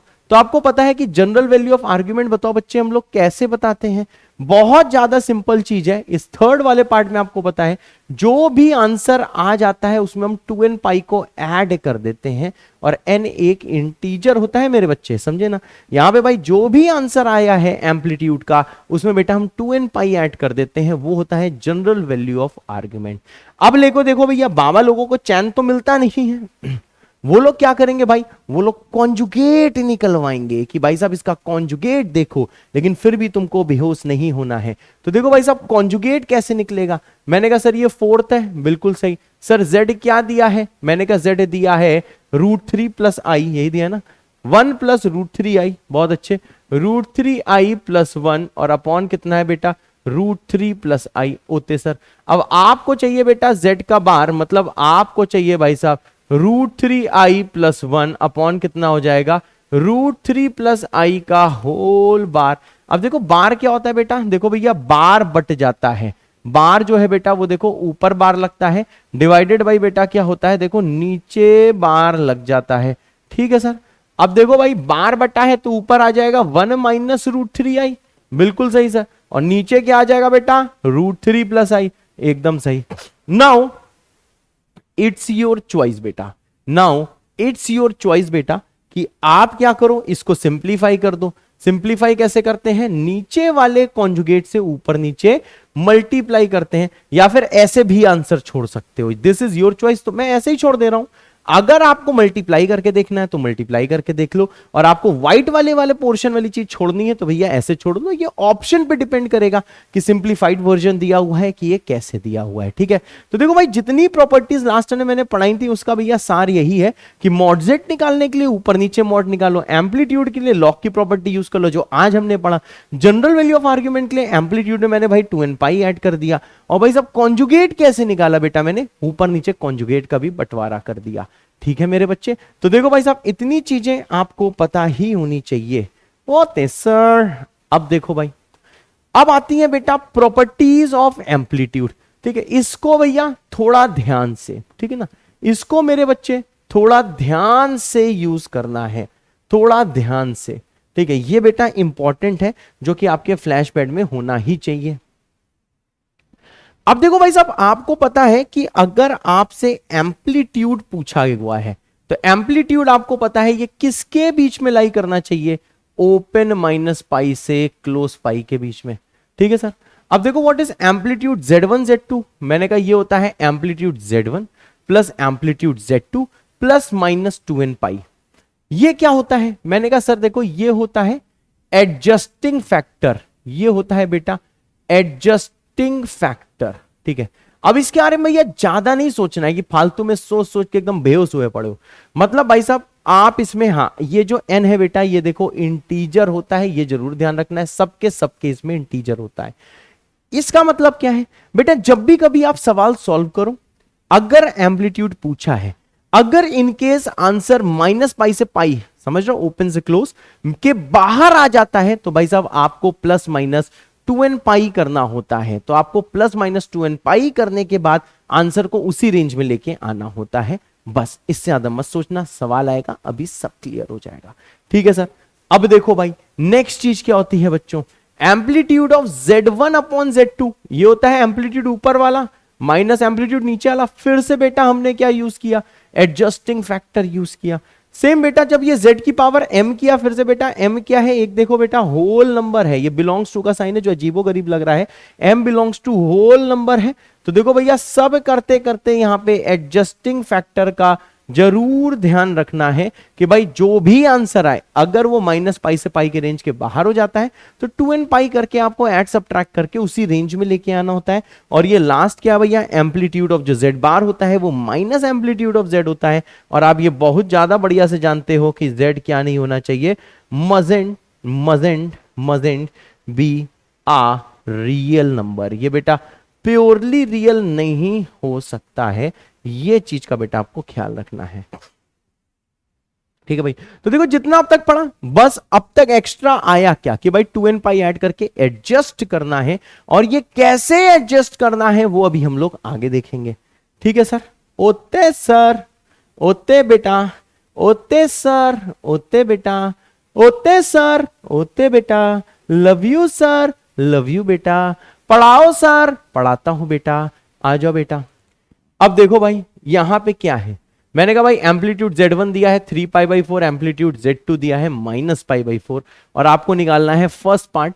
अब आपको पता है ये किसके बराबर होगा, मैंने कहा सर ये होगा एम्पलीट्यूड ऑफ Z1 प्लस होगा एम्पलीट्यूड ऑफ Z2। एकदम सही बात है सर। लिखो भैया Z1 का एम्पलीट्यूड सर 3 पाई बाई 4 होते, इसका कितना है सर माइनस पाई बाई 4, कितना आ गया पाई बाई 2। क्या रेंज में है, हाँ सर। अरे वाह सर, सर यही आंसर है क्योंकि सर ये एम्पलीट्यूड की रेंज में है। अरे वाह सर, ठीक है बिल्कुल सही। अब मैंने ये बोला भैया सेकंड वाला, यहां पे ध्यान दीजिएगा जरा, गौर फरमाइएगा। ठीक है सर, इसको लिख सकता हूं लॉग की प्रॉपर्टी यूज करते करते एम्पलीट्यूड ऑफ Z1। ठीक है, थर्ड फोर्थ में नीचे करूंगा, इसको पूरी जगह घेर लूंगा। अब ध्यान दो भाई, 6 times amplitude of Z1, Z1 का कितना है, ये है बेटा देखो 3 पाई बाई 4। ठीक है, सॉल्व करो तो बेटा ये आ जाएगा 9 pi by 2। O my God, मैंने कहा 4.5 पाई। ओ माई गॉड, ओ माई गॉड सर, टुरुलव बिल्कुल सही। अब ध्यान दो, यानी सर यहां पे किसको रोल प्ले करना होगा, एडजस्टिंग फैक्टर को। अगर मैंने भैया +2 पाई किया तब तो ये और भी बाहर हो जाएगा। तुम देख रहे हो कैसे मैं यहां पे सोचूंगा, अगर मैंने +2 पाई किया बेटा और भी बाहर हो जाएगा, माइनस पाई से पाई के बीच में आना चाहिए। तो देखो मैं क्या करूंगा, यहाँ पे देखो माइनस कर दूंगा। ठीक है, अब बताओ जैसे मैं -2 पाई करूंगा तो देखो ये आ जाएगा 2.5 पाई, जो देखो फिर से इस वाले इंटरवल के बाहर है। इंटरवल है बेटा माइनस पाई से पाई, ये देखो इस इंटरवल से बाहर है, यानी सर -2 पाई से भी काम नहीं चल रहा है। मैंने कहा चलो भाई और देखो, मैंने कहा -4 पाई, जैसे -4 पाई, ये समझ रहे हो बेटा 2n पाई है। 2n पाई का मतलब क्या होता है बेटा, इवन पाई। ठीक है, यहां पे मैं लिख दे रहा हूं 2n पाई का मतलब होता है इवन पाई ही सोचना है, ऐड या सब्ट्रैक्ट करना है। ठीक है भाई, अब यहां पे जरा ध्यान देना, कितना आ गया सर 0.5 पाई आ गया। अरे वाह सर, हाँ बेटा, और यही आंसर है। ठीक है, तो यार देख लो भाई, हमेशा इवन पाई ऐड या सब्ट्रैक्ट करना है। अब देखो यार, लोगों को ये डाउट आ सकता है कि सर इवन पाई ऐड ही सब्ट्रैक्ट क्यों कर रहे हो। मैंने कहा देखो भाई, अगर मानो एक कॉम्प्लेक्स नंबर यहां पे लाई कर रहा है, इसका भाई साहब थीटा आर्ग्यूमेंट है। ठीक है, अगर भाई आप 2 पाई प्लस करोगे, 2 पाई मतलब क्या होता है, कंप्लीट रिवोल्यूशन होता है। ये हमने ट्रिग्नोमेट्री में पढ़ा था, नहीं भी पढ़ा था तो फिर से मानो ये चीज कि 2 पाई बेटा कंप्लीट रिवोल्यूशन होता है। तो अगर थीटा था, 2 पाई ऐड करोगे वापस वहीं पहुंचोगे। 4 पाई करोगे फिर से भैया 2 पाई ऐड होगा, वहीं पहुंचोगे। 6 पाई करोगे तो फिर से वहीं पहुंचोगे। और अगर -2 पाई करोगे तो देखो आप क्लॉकवाइज घूम के वापस वहीं पहुंचोगे। -4 पाई करोगे तो देखो क्लॉकवाइज होके वापस वहीं पहुंचोगे। मतलब भाई साहब आर्ग्यूमेंट की वैल्यू तो चेंज हो रही है, लेकिन भाई उसका पोजीशन चेंज नहीं हो रहा है। z जहां था वहीं पे आ रहा है, क्योंकि 2 पाई का मतलब क्या होता है, वापस वहीं। जैसे अर्थ ने भैया अभी अभी 1 जनवरी पे पूरा 2 पाई रिवोल्यूशन लिया है, समझ रहे हैं, तो भैया वापस उसी जगह पे पहुंच गई है जहां पे 1 साल पहले थी। मेरी बात समझ में आ रही है मेरे बच्चे। अब यहां पे जरा ध्यान दो, सबकी ऐसी की तैसी, बस हम आपको यह बताना चाहते हैं, हम बस आपसे यह विनती करते हैं कि भाई एडजस्टिंग फैक्टर चाहे समझ में आया हो चाहे ना आया हो, मतलब आप ऐड या सब्ट्रैक्ट कुछ करते हो जिससे आंसर माइनस पाई से पाई के बीच में आ जाए। ओते सर, अब आ जाओ बेटा, ओते ओते जल्दी आ जाओ, ओते सर ओते सर। अब देखो भाई थर्ड में आते हैं, ठीक है सर। अब देखो थर्ड में आपको पता है ये आपसे पूछा है एम्पलीट्यूड ऑफ पहला कॉम्प्लेक्स नंबर है 5। 5 को कभी इग्नोर मत करना बच्चे, बहुत बुरा मान जाता है, ऐसी की तैसी हो जाएगी। 5 पहला कॉम्प्लेक्स नंबर, Z2 दूसरा कॉम्प्लेक्स नंबर।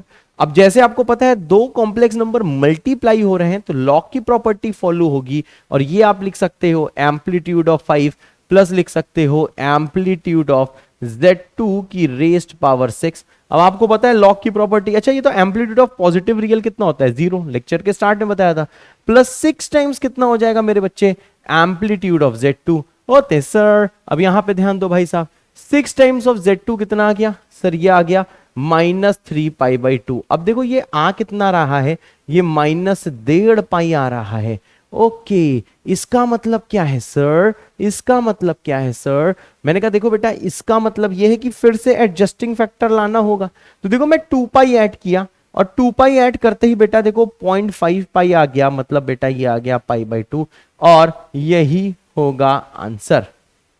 ठीक है सर, हाँ बेटा, ठीक है सर, हाँ बेटा।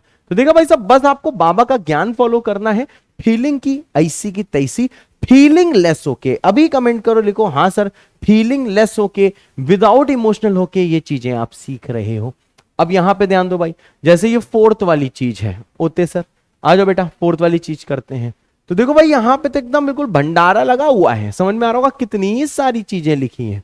ठीक है, तो देखो ये लिखा हुआ है एम्पलीट्यूड, फिर लिखा है -2i, देखने तो क्या लिखा है -2i Z1 Z2 upon Z2 square. अरे वह पगलापन देख रहे हो, Z1 Z2, ठीक है सर, और अपॉन क्या दिया हुआ है Z2 स्क्वायर। तो सबसे पहले आप क्या करोगे भाई, आप एक Z2 को दूसरे Z2 से काटोगे। ठीक आ रही यार, सॉरी किसी का कान तो नहीं फटे, सुबह सुबह नहा धो के आया हूँ, रिकॉर्डिंग कर रहा हूँ, क्योंकि एक भाई साहब ने कहा था sir I would recommend you to record lectures in the morning not in the evening, and in the morning you will feel more energetic, and sir please use goggles. Okay मैंने कहा ठीक है थैंक यू। अब यहाँ पे ध्यान दो, अब देखो भाई ये आ जाएगा एम्पलीट्यूड, ठीक है सर, -2i Z1 अपॉन कितना होगा बेटा Z2 होगा। अब देखो लॉग जैसी प्रॉपर्टी आपको यूज करनी है, amplitude of -2 plus amplitude of i, समझ रहे, देखो 3 नंबर मल्टीप्लाई हो रहे हैं, इनटू एम्पलीट्यूड ऑफ Z1, ठीक है, और नीचे वाला देखो बेटा सबट्रैक्ट, इनटू नहीं प्लस होगा, फिर माइनस आ जाएगा एम्पलीट्यूड ऑफ Z2। बस देखो लॉग जैसी प्रॉपर्टी यूज करी, अब सारी वैल्यूज पुट करो। एम्पलीट्यूड ऑफ नेगेटिव रियल्स बेटा कितना होता है पाई, एम्पलीट्यूड ऑफ जो ये देखो भैया 2i 1i टाइप के नंबर हैं, ये देखो भैया पॉजिटिव इमेजिनरी एक्सिस में लाई कर रहे होंगे, तो इसका मैंने शुरू में क्या लिखवा दिया था मेरे सुंदर से बच्चे, मैंने शुरू में ही इसको पाई बाई 2 लिखवा दिया था। एम्पलीट्यूड ऑफ Z1 कितना दिया है जरा चेक करो, Z1 है 3 पाई बाई 4, ओते सर ओते सर ओते सर। एम्पलीट्यूड ऑफ Z2 कितना है, Z2 है बेटा -पाई बाई 4, ओते सर ओते सर ओते सर। तो देखो बेटा ये आ जाएगा 2 पाई प्लस पाई बाई 2। अरे वाह सर, सॉल्व कर लो पाई पाई। हाँ अब देखो फिर से आप समझ रहे हो, ये बेटा देखो 5 पाई बाई 2 आ रहा है, मतलब एम्पलीट्यूड बताना है तो देखो एडजस्टिंग फैक्टर यूज करो, -2 पाई जैसे मैं करूंगा तो ये आ जाएगा बेटा पाई बाई 2, ठीक है बेटा, और ये हो जाएगा आंसर। सब में भाई साहब देखो सेम आंसर आ गया है, ये मैंने क्वेश्चन खुद बनाया था, और मैंने इस बनाते टाइम भी नहीं सोचा था कि सबका आंसर सेम आएगा, pi by 2 pi by 2 pi by 2 pi by 2, मुझको खुद नहीं पता था भाई साहब, देख रहे हो क्या भौकाल हो गया है, सबका आंसर सेम आ गया है। हाँ होपफुली मैंने कैलकुलेशन मिस्टेक ना करी हो, और अगर हो भी गई होगी तो मुझे पता है आप इतने समझदार हो कि आप चीजें समझ जाओगे। ठीक है सर, तो भाई साहब अगर एम्पलीट्यूड आप करना सीख गए हो तो कृपया अभी कमेंट कर दें एम्पलीट्यूड की जय, तो मैं समझ जाऊंगा कि भैया एम्पलीट्यूड आपको समझ में आ गया है। ठीक है भाई, थक गया हूं, सुबह का ही टाइम है, लेकिन थकान होती है बॉस, तो इसलिए भाई कोई टेंशन की बात नहीं है। जरा मैं कॉफी पी लेता हूं, तुम लोग भी भाई साहब कुछ पी लो, मतलब कॉफी दूध या चाय पी लो, और इसके बाद फिर से रिकॉर्डिंग स्टार्ट करता हूं। 52 मिनट्स या 53 मिनट्स की रिकॉर्डिंग हो चुकी है, मिलते हैं 2 मिनट में। मैं तुरंत ही आ जाऊंगा, ये मत सोचना कि 2 मिनट बाद वीडियो आएगा, ठीक है। चलो भाई साहब मेरी बारी आ गई है, मेरी बारी क्या मुझे ही पढ़ाना है, ठीक है भाई। ठंड है आज बहुत ज्यादा, कानपुर में। मैं आजकल कानपुर स्टूडियो में हूँ, इसलिए भाई बहुत ही बढ़िया ठंड है कानपुर में। मैं दिल्ली में नहीं हूँ, वैसे दिल्ली में और भी ज्यादा ठंड है। चलो भाई स्टार्ट करते हैं। अब देखो भाई साहब क्या है वेक्टोरियल रिप्रेजेंटेशन। तो देखो इतना हम लोग कल भाई साहब देख चुके थे। क्या देख चुके थे सर? हम ये देख चुके थे भाई कि जैसे कि ये भाई साहब Z1 है और ये मानो कि भाई साहब Z2 है, तो इसको हम लोग क्या बोलते हैं मेरे सुंदर से बच्चों? इसको हम लोग बोलते हैं कि ये complex vector head minus tell है। तो ये मैंने आपको रट्टा लगवाया था और मैंने कहा था याद कर लो, ज्यादा मत सोचो, वेक्टर में ये सब चीजें बता दी जाएंगी। बताने के बाद फिर से हम कहेंगे बेटा ऐसे लिखा जाता है, इसको याद कर लो, इससे अच्छा पहले ही याद कर लो। ठीक है सर, अब क्या करें? अब एक चीज बताओ, जब Z1 माइनस Z2 जब दो वेक्टर सबट्रैक्ट करोगे तो देखो ये इटसेल्फ एक वेक्टर Z होगा। अरे हां सर, बिल्कुल सही बेटा, बिल्कुल सही। यानी कि अगर कभी आपको बोला जाए कॉम्प्लेक्स वेक्टर Z है, इसका मतलब क्या है? दो वेक्टर का सब्ट्रैक्शन है। मतलब मैं ऐसे बोल सकता हूं कि ये वेक्टर Z है, इसका मतलब क्या है? ये वेक्टर है Z1 माइनस Z2। मतलब मेरे क्यूट से सुंदर से बहुत ही प्यारे से करिश्मे वाले बच्चे, यहां पे सब कोई ध्यान दो कि भाई जैसे कि आपको बोला गया कि भाई साहब ये एक कॉम्प्लेक्स वेक्टर Z है, तो आप समझ जाना कि भाई साहब ये जो कॉम्प्लेक्स वेक्टर Z है इसका मतलब क्या है? इसका बेटा हेड कुछ होगा और बेटा देखो इसका टेल कुछ होगा, उसको सबट्रैक्ट करके भैया Z आया होगा। मेरी बात समझ रहे हो? या तो आप Z1 माइनस Z2, जब आपको हेड और टेल पता है तो सबट्रैक्ट करके लिख दो। लेकिन डायरेक्टली दिया है आपको ये दोनों पॉइंट्स गिवन नहीं है, मानो भाई ये दोनों पॉइंट्स गिवन नहीं है, तो रोने की बेटा कोई भी जरूरत नहीं है। आपको दिया होगा कि बेटा ये कॉम्प्लेक्स वेक्टर Z है, तुम बस ये अपने दिल में रखना, अच्छा सर कि अगर ये कॉम्प्लेक्स वेक्टर Z है, अगर ऐसा कुछ दिया होगा कि सर ये कॉम्प्लेक्स वेक्टर Z है, इसका मतलब क्या है? इनका सब्ट्रैक्शन ही हुआ होगा, और कैसे हुआ होगा ये सब सोचना आपका काम नहीं है। तो मैं फिर से बोलता हूं भाई, अगर हेड टेल आपको गिवन है तो आपको सब्ट्रैक्ट करके जब लिखोगे तो एक भैया एक कॉम्प्लेक्स वेक्टर आएगा जिसको हम बोलते हैं Z1 माइनस Z2, मतलब हेड माइनस टेल। और हाँ, सब्ट्रैक्ट करोगे तो भैया Z आएगा। तो Z कॉम्प्लेक्स वेक्टर भाई साहब ऐसे भी दिया हो सकता है कि हेड टेल ना दिया हो, या फिर बेटा Z1 और Z2 ऐसे भी दिया हो सकता है। तो ये दो वे हैं, तो इसमें कोई टेंशन की बात नहीं है, इस चीज को बस मान लेना है। ये चैप्टर टफ नहीं, आपके लिए नया है, ठीक है ना? ये सारी चीजें आपके लिए नई है जो आपने पहले स्कूल में भी नहीं पढ़ी हैं। बिल्कुल सही बात है। और बताइए सर, और बताएं बेटा। हाँ सर, और बताइए सर। है सर? हाँ बेटा। अब जैसे भाई साहब देखो थर्ड में हम लोग आते हैं। सर थर्ड में बताओ सर क्या पढ़े हम लोग, क्या पढ़े?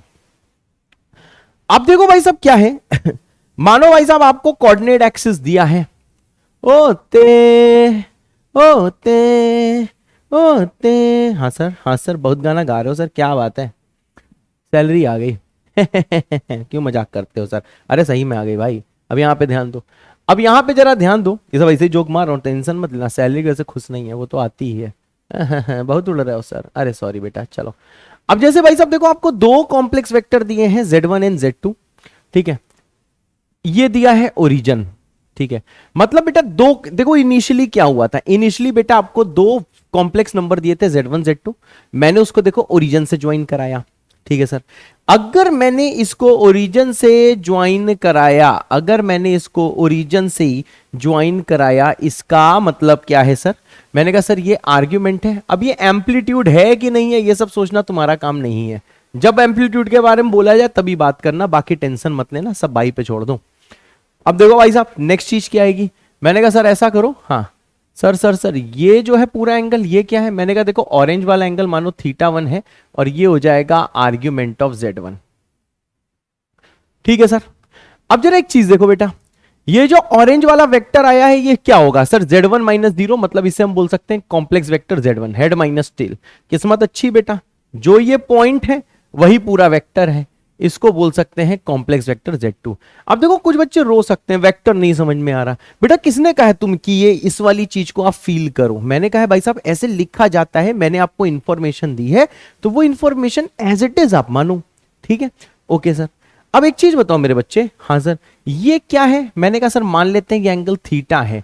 अच्छा सर, हाँ सर ये थीटा क्या है? मैंने कहा थीटा है एंगल बिटवीन, ध्यान से देखिएगा, थीटा है बच्चे angle between complex vectors, angle between complex vectors. कौन से कॉम्प्लेक्स वेक्टर हैं बेटा? Z1 एंड Z2, ठीक है सर? सर थीटा को कैसे लिख सकते हैं? मैंने कहा देखो थीटा है ऑरेंज वाला θ1 ओते सर, और माइनस ब्राउन वाला θ2 होते सर। सर ये θ1 क्या है? मैंने कहा θ1 है आर्ग्यूमेंट ऑफ Z1। θ2 क्या है सर? मैंने कहा θ2 है आर्ग्यूमेंट ऑफ Z2। सर ये तो लॉग की प्रॉपर्टी फॉलो करता है। हाँ, तो ये क्या लिख दोगे सर? इसे लिख सकते हैं argument of Z1 upon Z2। बेटा इसमें ना एडजस्टिंग फैक्टर के बारे में मत सोचना, जब कभी एम्पलीट्यूड पूछ लिया जाता है तब हम उसके बारे में सोचते हैं। अदरवाइज देखो हम यहाँ पे से फॉर्मूले डिराइव कर रहे हैं, इसमें ज्यादा मत सोचना, ऐसे भी सही है और ऐसे ही सोचना, ठीक है, उससे ज्यादा ना सोचना। यानी देखो मुझे ये समझ में आया कि sir argument of Z1 upon Z2 है क्या? Sir argument of Z1 upon Z2 है, इट मीन्स, इसका मतलब है बेटा angle between, it means angle between complex vectors. ठीक है भाई, कॉम्प्लेक्स वेक्टर्स क्या है बेटा? कॉम्प्लेक्स वेक्टर्स Z1 हाँ and Z2, angle between complex vectors Z1 and Z2। और इसको एज इट इज भाई रट्टा लगा लो। अब मैंने प्रूफ तो आपको बता ही दिया। प्रूफ क्या है? मैंने कहा भाई साहब देखो ये एक Z1 कॉम्प्लेक्स नंबर था, ये बेटा देखो Z2 कॉम्प्लेक्स नंबर है। Z1 को ओरिजिन ज्वाइन किया तो ये ऑरेंज वाला Z1 कॉम्प्लेक्स वेक्टर आ गया। Z2 भैया ये ब्राउन वाला Z2 कॉम्प्लेक्स वेक्टर आ गया। फिर मैंने कहा θ2 आर्ग्यूमेंट Z2 का है, θ1 आर्ग्यूमेंट किसका है भाई साहब? Z1 का है। दोनों के बीच का एंगल बेटा थीटा है। थीटा होता क्या है? मैंने कहा थीटा होता है θ1 माइनस θ2। है सर? हाँ बेटा। है सर? हाँ बेटा। है सर? हाँ बेटा। ये हो जाएगा θ1 माइनस θ2। तो देखो भाई साहब θ1 क्या हो जाएगा? θ1 हो जाएगा argument Z1 minus argument Z2। ये देखो भाई लॉग की प्रॉपर्टी है, तो ये आ जाएगा आर्ग्यूमेंट Z1 अपॉन Z2। इसका मतलब क्या होता है? It means angle between complex vectors Z1 and Z2। ये Z1 Z2 के बीच का एंगल होता है। कभी भी भाई साहब दो कॉम्प्लेक्स नंबर को डिवाइड करके आर्ग्यूमेंट लिया गया है, मतलब ये बेटा इन दोनों कॉम्प्लेक्स वेक्टर के बीच का एंगल है, ऐसे ही सोचना है। अब जरा दूसरी चीज सोचो। दूसरी चीज क्या? देखा भैया नई नई इंफॉर्मेशन है तो इसको एक्सेप्ट करो। जहां जहां सितारा लगा रहा हूं फ्लैश पैड में लिखो और इसको भैया दिमाग में बैठाओ। आपको इसको क्वेश्चन नहीं करना है कि ये कैसे हो गया, वो तो मैंने बता ही दिया, लेकिन अब ये होता है, ये तो भैया एकदम यूनिवर्सल ट्रूथ है। तो ये चीज बेटा आपको याद कर लेनी है, ठीक है। अब यहां पे ध्यान दो, अगर मैं बोलूं कि सर ये Z1 अपॉन Z2 क्या है, मैंने कहा देखो Z1 अपॉन Z2 एक नया कॉम्प्लेक्स नंबर Z आएगा। बिल्कुल सही बात है सर, एक न्यू कॉम्प्लेक्स नंबर Z आएगा। तो मतलब अगर मैं लिखता हूं आर्ग्यूमेंट ऑफ Z, तो इसका मतलब क्या है? मैंने कहा सर इसका मतलब है कि ये है आर्ग्यूमेंट ऑफ Z। सही बात है। अब सर आपको पता है कि Z का वैल्यू है कितना? Z1 by Z2। यानी अगर मैं Z को लिख दूं Z1 बाई Z2, तो एक तरह से बेटा क्या हुआ, जो आर्ग्यूमेंट ऑफ बेटा जो Z1 बाई Z2 है, ये क्या होगा? मैंने कहा सर ये होगा आर्ग्यूमेंट ऑफ Z1 अपॉन कितना होगा बेटा? Z2 है सर। हाँ बेटा, जो आर्ग्यूमेंट जो Z1 अपॉन Z2 है, ये आर्ग्यूमेंट एक कॉम्प्लेक्स नंबर है Z1 अपॉन Z2, ये उसका बेटा आर्ग्यूमेंट है सर। हाँ बेटा, ये उसका आर्ग्यूमेंट है। और ये और क्या रिप्रेजेंट करता है? ये बेटा रिप्रेजेंट करता है, represents angle between the complex vectors. It represents the angle between the complex vectors। कौन से कॉम्प्लेक्स वेक्टर्स हैं बेटा? Z1 and Z2। तो देखो भाई इसका डुअल मीनिंग है। डुअल मीनिंग क्या है? अभी इसको ज्यादा कंफ्यूजन से मत देखना, इतनी सारी चीजें हैं, सारी चीजें नहीं है ये भाई साहब, न्यू चीजें हैं आपके लिए, ठीक है। तो न्यू चीजों को एक्सेप्ट करो।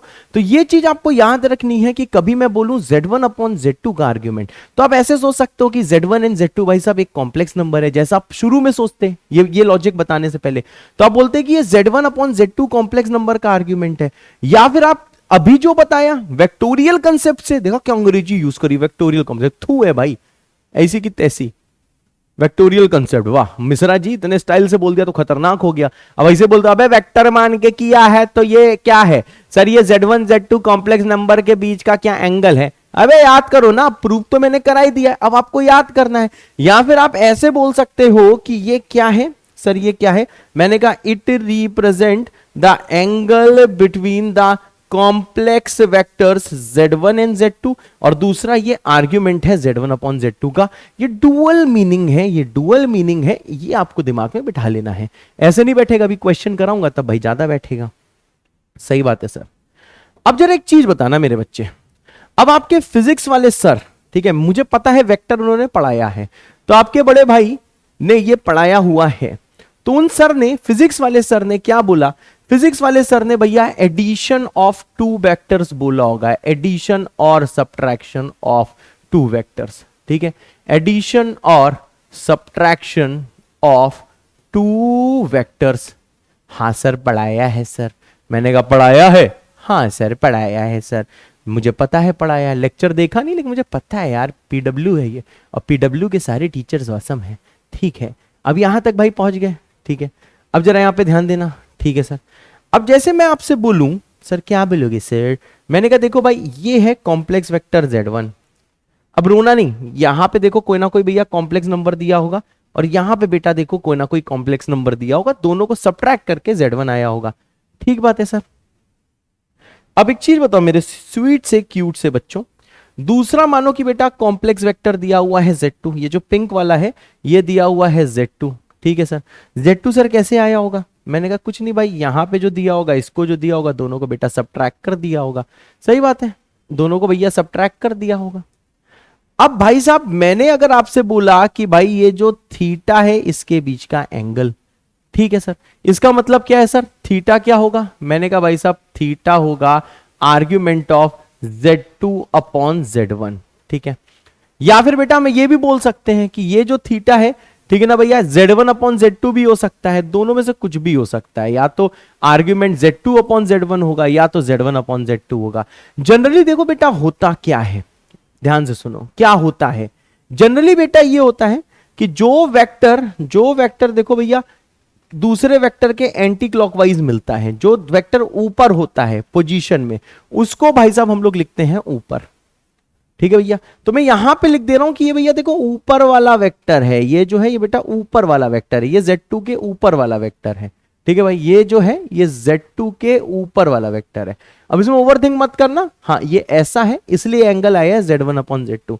अब यहां पे देखो भाई साहब मैंने रैंडम सा फिगर बनाया है, तो ऊपर कौन है हमको पता नहीं है, लेकिन चलो मान लेते हैं कि भाई Z2 ऊपर है, मान लेते हैं, ठीक है सर। अब एक चीज बताओ, अगर दो वेक्टर मैं ऐड करूं, आपको पता है A vector plus B vector का मॉड क्या होता है सर? ये होता है मॉड ऑफ A स्क्वायर, सही बात है, प्लस होता है sir mod of B square, बिल्कुल सही, और प्लस होता है 2 मॉड A, सही बात है सर, मॉड B, सही बात है सर, और कॉज ऑफ थीटा। अगर इसी टाइम में दो वेक्टर्स को बेटा सब्ट्रैक्ट करूं, ठीक है सर, तो देखो माइनस आ जाता है, सही बात है सर। अब बताओ जो कॉम्प्लेक्स नंबर होता है ना बेटा, ये वेक्टर की तरह बिहेव करता है। इस चीज को ज्यादा मत सोचना क्यों करता है, कैसे करता है, ये वेक्टर में समझ में आएगा। जब ये वेक्टर में फील होता है बेटा, उसके बाद मैं बोलता हूं ये चीज मान लो, तो क्यों ना आज ही मान लो। ये फील नहीं होगा, बस आप इतना समझ लो कि भाई जो कॉम्प्लेक्स नंबर है वो वेक्टर की तरह बिहेव करता है, ठीक है ना। अभी आप क्लास 12 में एक चैप्टर पढ़ोगे जिसका नाम है ऑल्टरनेटिंग करंट। ये जो चीज है ना, ये चीज सेव कर लेना कहीं, जो मैं बोल रहा हूं ऑल्टरनेटिंग करंट AC एक चैप्टर है, उसके सवाल भाई साहब कॉम्प्लेक्स नंबर से भी होते हैं, या फिर उसके सवाल बेटा वेक्टर से भी होते हैं। बात समझ रहे हो? उसके सवाल कॉम्प्लेक्स नंबर से भी होते हैं, उसके सवाल वेक्टर से भी होते हैं।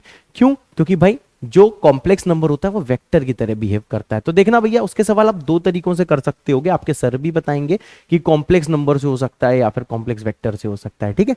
तो ये चीज मैं आपसे बोल रहा हूं कि यार ऐसी की तैसी ज्यादा फील ना करो, बस इतना भी मान लो कि भाई complex number behaves as a vector, ये चीज मान लो। अगर ये बात मान ली है तो भाई साहब तुरंत अभी कमेंट कर दो सर मान ली है, टाइम स्टैम्प लगा के, कि भाई complex numbers behaves like a vector,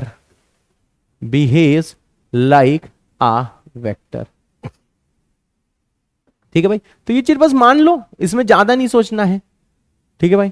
ओते सर अब देखो भाई, अब जैसे कि भाई ये कॉम्प्लेक्स नंबर एक वेक्टर है, ठीक बात है, तो देखो भाई साहब इसको लिख सकते हो Z1 वेक्टर प्लस ठीक है ना Z2 वेक्टर। ऊपर बेटा वेक्टर नहीं लगाते, कॉम्प्लेक्स नंबर लिख देते हैं तो हम ये ऑटोमेटिकली हो जाता है कि ऊपर वेक्टर का साइन है, लेकिन नहीं मानोगे तो लगा दो, वैसे कोई बेटा फर्क नहीं पड़ता, ठीक है। कॉम्प्लेक्स नंबर में ऊपर ये वेक्टर का साइन बनाने की जरूरत नहीं होती।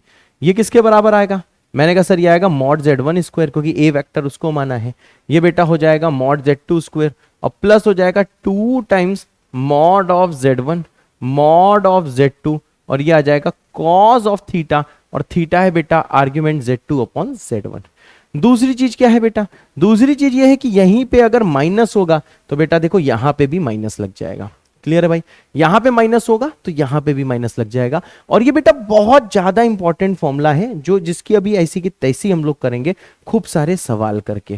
ठीक है भाई, तो इसको जरा एक जगह लिख लो। ठीक है भाई, इसको एक जगह लिख लो और ये फ्लैश पैड में एक जगह क्या फ्लैश पैड में लिख लो। ठीक है भाई साहब कि mod of Z1 plus Z2 का होल स्क्वायर होता है mod Z1 square mod Z2 square plus 2 mod Z1 mod Z2। और बेटा ये क्या है, मैंने कहा भाई साहब ये जो थीटा होता है इसमें ये आर्ग्यूमेंट होता है जो भी ऊपर दिया हो, या तो भाई Z2 ऊपर दिया होगा तो ये आर्ग्यूमेंट Z2 अपॉन Z1 हो जाएगा। बात समझ रहे हो, या फिर भाई साहब ऐसा भी हो सकता है कि भाई साहब ये Z1 ऊपर दिया हो। अब ये बात ध्यान से सुन लो, तो ये Z1 अपॉन Z2 हो जाएगा। बात समझ में आ रही। अब देखो इसमें हम ऐसे भी खेल सकते हैं कि इसको ऐसे लिख सकते हैं argument of Z2 upon Z1 की होल पावर -1। ठीक है भाई, कैसे आपको पता है -1 इसका मैंने रेसिप्रोकल लिया है। अब लॉग की प्रॉपर्टी अगर लगाओगे तो ये हो जाएगा minus argument of Z2 by Z1 है, बिल्कुल सही। अब इसको देख लो और भाई साथ में इसको देख लो, तो देखो आप ये बोल सकते हो कि theta minus argument Z1 upon Z2 भी हो सकता है और बेटा plus argument Z1 upon Z2 upon Z1 भी हो सकता है। मतलब बेटा जो थीटा है ना इसमें ये हो सकता है plus minus argument of Z2 upon Z1। अब देख लो भाई साहब एकदम सिंपल सी बात है। सिंपल सी बात क्या है कि Z1 Z2 में कौन ऊपर है हमको ये नहीं पता है। Z2 ऊपर है फिगर में तो भाई Z2 अपॉन Z1 होगा, Z1 ऊपर है तो Z1 अपॉन Z2 होगा। फिर लॉग की जो प्रॉपर्टी इसमें फॉलो होती है उसको फॉलो करके माइनस बाहर ले आया, तो मैंने कहा भैया थीटा या तो माइनस टाइम्स दिस है या फिर थीटा दिस है, तो भैया ये हो जाएगा प्लस माइनस। ठीक बात है सर। अब आपको ये भी पता है कि भैया चाहे इसमें कॉज ऑफ थीटा ले लो चाहे कॉज ऑफ माइनस थीटा ले लो, दोनों की वैल्यू बेटा क्या होती है हमने ट्रिग्नोमेट्री में देखा था सेम होती है। तो देखो कोई पंगे की बात नहीं है। अगर इसका आंसर प्लस माइनस π/6 आता है, मानो बेटा इसका आंसर प्लस माइनस π/6 आता है, तो आपको पता है कॉस π/6 भी वही होता है माइनस π/6 भी वही होता है। तो इस फॉर्मूले में भाई थीटा प्लस वाला ले रहे हो कि माइनस वाला ले रहे हो इससे बेटा कुछ भी फर्क नहीं पड़ता है। ठीक है सर। अब जरा ध्यान दो, यानी भाई साहब बाबा के ज्ञान में देखो दो भाई साहब बहुत इंपॉर्टेंट चीज आई है। ठीक है भाई, तो देखो भैया अब तक जितना पढ़ा उसमें देखो बाबा का ज्ञान क्या अप्लाई होने वाला है। पहली चीज कि mod of Z1 plus minus Z2 का जो होल स्क्वायर होता है बच्चे ये होता है मॉड Z1 स्क्वायर, प्लस क्या होता है बेटा मॉड Z2 स्क्वायर, और प्लस होता है माइनस होता है प्लस माइनस हो सकता है 2 टाइम्स रियल पार्ट ऑफ पहले का बार इनटू दूसरा। ठीक है भाई, ये फॉर्मूला हो सकता है। या फिर क्या बेटा एक और फॉर्मूला हमने कल पढ़ा था mod of Z1 square mod of Z2 square plus minus 2 times real part of Z1 Z2 बार। ठीक है, और इक्वल टू क्या होगा ये बेटा हो जाएगा mod of Z1 square mod of Z2 square. ये देखो भैया वेक्टोरियल चीज से आता है, तो ये आता है 2 mod of Z1 mod of Z2 cos of theta, और बेटा जो थीटा है ये हो जाएगा plus minus argument of Z1 by Z2। उसमें चाहे प्लस लो चाहे माइनस लो कुछ फर्क नहीं पड़ता, क्योंकि भाई कॉज ऑफ थीटा भी वही होता है और माइनस थीटा भी वही होता है। तो देखो भाई साहब अब तक का भैया ज्ञान यही है, ऐसी की तैसी पीछे एक सितारा लगा दिया, चलो बेटा इसको हटा देते हैं। ठीक है ना, इसको लो हटा दिया। आपको सिर्फ क्या याद करना है, प्रूफ तो मुझे बतानी पड़ेगा, टीचर हूं यार। ठीक है ना, जिसमें कि जिसको प्रूफ समझ में आ जाए वो भैया प्रूफ कर रहे हैं। लेकिन ये जो चीजें हैं ट्रस्ट में जितने भी अच्छे स्टूडेंट्स होते हैं जो भैया बहुत सीरियसली अपनी पढ़ाई को लेते हैं वो ये सारे फॉर्मूले याद करके बैठे होते हैं। प्रूफ की वो खुद ही कहते हैं ऐसी की तैसी, सिर्फ फॉर्मूला बेस्ड सवाल आता है, समझे ना। कॉम्प्लेक्स नंबर में बेटा फॉर्मूला बेस्ड सवाल आता है। ओते सर, हाँ बेटा अब जरा यहां पे ध्यान दो भाई। अगर भाई साहब कभी आपसे बोला गया है कि किसी कॉम्प्लेक्स नंबर का आर्ग्यूमेंट, ठीक है भाई, किसी कॉम्प्लेक्स नंबर का आर्ग्यूमेंट भाई साहब प्लस माइनस π/2 है, ठीक है, तो इसका मतलब क्या है कि वो जो z है बेटा वो प्योरली इमेजिनरी होगा। दैट विल बी बेटा प्योरली इमेजिनरी। बात समझ रहे हो?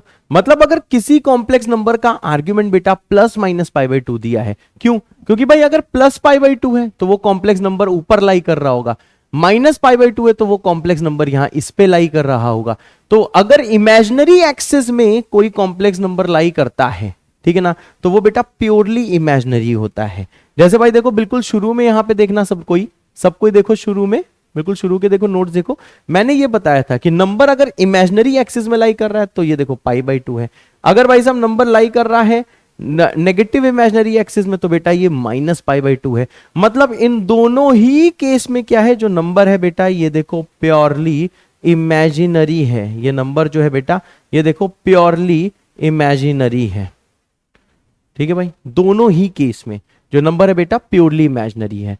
ठीक है, क्योंकि नंबर अगर इमेजिनरी एक्सिस में है इसका मतलब क्या है, उसका रियल पार्ट 0 होगा। वाई एक्सिस का मतलब क्या होता है, 0, समथिंग होगा। तो भाई साहब 0, समथिंग का मतलब रियल पार्ट क्या हो चुका है बेटा, देखो 0 हो चुका है। ठीक है भाई, अब यहां पे ध्यान दो मेरे बच्चे। और एक मैंने कंडीशन आपको पढ़ाई थी कि अगर कोई कॉम्प्लेक्स नंबर प्योरली इमेजिनरी है, इसका मतलब क्या होता है कि भाई साहब जो उसका z होगा वो उसके z बार के बराबर होगा। z equal to z bar होगा, नहीं sorry, z equal to -z bar होगा। क्या आपको याद है मैंने ये चीज बताई थी? ठीक है, अब देख लो भाई, ये भी लोगों को तुरंत याद होता है। सिर्फ देखो पूरा कॉम्प्लेक्स नंबर इन 3 चीजों में आके रुक जाएगा। और तीसरी चीज क्या बेटा, जो आप गैस भी मार सकते हो, वो क्या गैस मार सकते हो कि जो अगर आर्ग्यूमेंट ऑफ z 0 है या फिर पाई है तो इसका मतलब क्या, रियल एक्सिस में लाई कर रहा है। शुरू में आपको समझ में आ रहा होगा, मतलब रियल एक्सिस में लाई कर रहा है। यहां पे बेटा सब लोग देख लो, क्लियर है? देखो भाई, चाहे पॉजिटिव रियल्स लो चाहे नेगेटिव रियल लो, रियल एक्सिस में लाई कर रहा है। तो अगर रियल एक्सिस में बेटा अगर ये लाई कर रहा है, इसका मतलब क्या भैया, प्योरली रियल है। ठीक है भाई, तो इसका मतलब क्या है बेटा, हम ये बोल सकते हैं जो z है वो प्योरली रियल है या सिर्फ रियल है। और इसका मतलब आप समझ गए, z इक्वल टू कितना हो जाएगा मेरे सुंदर से बच्चों, z बार के बराबर हो जाएगा। ठीक है, तो देखो बस इतनी चीजें भैया सवालों में काम आती हैं जितनी मैंने यहां पे लिखी हुई हैं। सर तो इतनी चीज आती, सब पढ़ाया क्यों बेटा, सबका प्रूफ बताया, कहां से क्या आया। लेकिन मैंने हमेशा बोला है जब मैं पढ़ाता हूं, बाबा के ज्ञान का या फिर समरी का बेटा वेट जरूर किया करो। ठीक है, जरूर किया करो। ये हाथ जोड़कर मेरी विनती है, रिक्वेस्ट है कि भाई जरूर किया करो। ठीक है, अब जैसे यहां पे हो मेरे सुंदर से बच्चों, जैसे भाई ये सवाल आया, चलो एक सवाल पहले देखो, फिर बेटा आप पॉज करना, दूसरे तीसरे खुद से करना। ठीक है, पॉज जरूर कर देना, उस टाइम मैं या नहीं बोलूंगा, अभी बोल रहा हूं। अब जैसे ये बोला गया कि ये नंबर बेटा प्योरली रियल है, तो देखो प्योरली रियल का मतलब क्या है, कोई नंबर अगर प्योरली रियल है तो बेटा उसका आर्ग्यूमेंट क्या होना चाहिए। मैंने कहा सर 0 आना चाहिए या फिर सर उसका पाई आना चाहिए, है सर? हाँ बेटा, आ जाओ आ जाओ जाओ जाओ, प्योरली रियल है, देखो आर्ग्यूमेंट 0 या पाई, ये सब देखो ये ऐसा ट्रू है। अगर ये है तो ये होगा, तो ये होगा, ये है तो ये होगा, तो ये होगा। ठीक है भाई, अब आ जाओ जल्दी से यहां। अब देखो भाई साहब, जैसे आप इसका स्क्वायर करोगे, जैसे आप इसका देखो स्क्वायर करोगे तो ये आ जाएगा mod of z1 plus z2 का whole square. This will equal to mod z1 plus आ जाएगा मॉड z2 का होल स्क्वायर। ठीक है भाई, अब यहां पे ध्यान दो भाई। अब देखो ये फॉर्मूला मैं वेक्टोरियल कंसेप्ट से आगे बढ़ाता हूं, क्योंकि आपको पता है इसका मॉड का स्क्वायर क्या होगा सर, ये होता है मॉड z1 स्क्वायर प्लस होता है sir mod z2 square plus होता है बेटा 2 mod z1 mod of z2 cos of theta. अब देखो भाई, ये देखो रियल नंबर है दो, मैंने आपको शुरू में बताया था, अगर भूल गए हो तो याद करो, मॉड z1 और मॉड z2 बेटा रियल नंबर्स हैं। तो रियल नंबर का स्क्वायर क्या होगा, पहले का स्क्वायर, जैसे 2 और 3 लिखे हैं तो 2 का स्क्वायर, 3 का स्क्वायर प्लस 2ab, मतलब 2a इंटू होगा बेटा b। अब जरा यहां पे यार कोई ध्यान दो बेटा कि ये देखो ये इसको काटेगा, ये बेटा देखो इसको काटेगा, बचेगा क्या, 2 mod z1 mod of z2 cos of theta equal to 2 mod z1 mod of z2। अब आप सब सुंदर से लोग हो तो देखो ये इसको काटोगे तो देखो कॉस थीटा की वैल्यू आएगी 1, मतलब थीटा कितना होना चाहिए, 0। थीटा 0 होना चाहिए, बिल्कुल सही। और थीटा होता क्या इस फॉर्मूले में, मैंने पीछे लिखवाया था कि सर थीटा होता है plus minus argument of z1 upon z2, ये होता है theta. O my God sir theta कितना आ गया, मैंने कहा थीटा आ गया 0।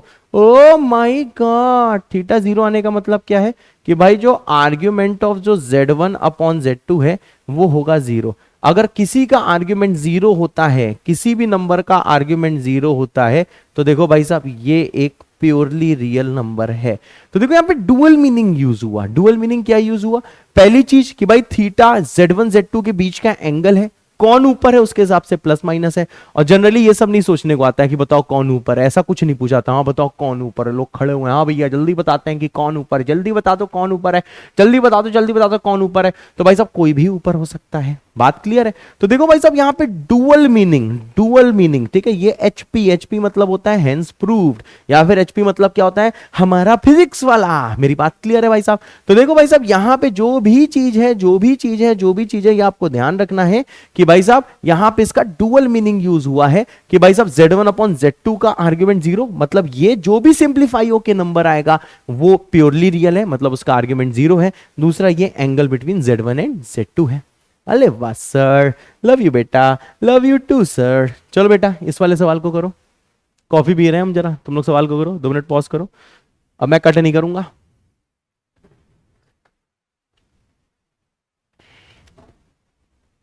और बच्चों यार कुछ बच्चे हैं वो कह रहे थे सर लंबा वीडियो ना करो, क्या आप कॉम्प्लेक्स नंबर सीखना नहीं चाहते हो क्या? देखो ये रफ्तार है, आपको पता है रफ्तार से टॉपिक को कवर करना है, ठीक है ना। इसका सिलेबस बेटा थोड़ा तेज चलाना है, ठीक है। हमको खुद मजा नहीं आता बेटा 2-2 घंटे रिकॉर्ड करने में, बात समझ रहे हो। हमें खुद लगता है 2-2 घंटे क्यों रिकॉर्ड कर रहे हैं, 1.5 घंटा बोला गया, 1.5 घंटे के लिए रिकॉर्ड करते हैं।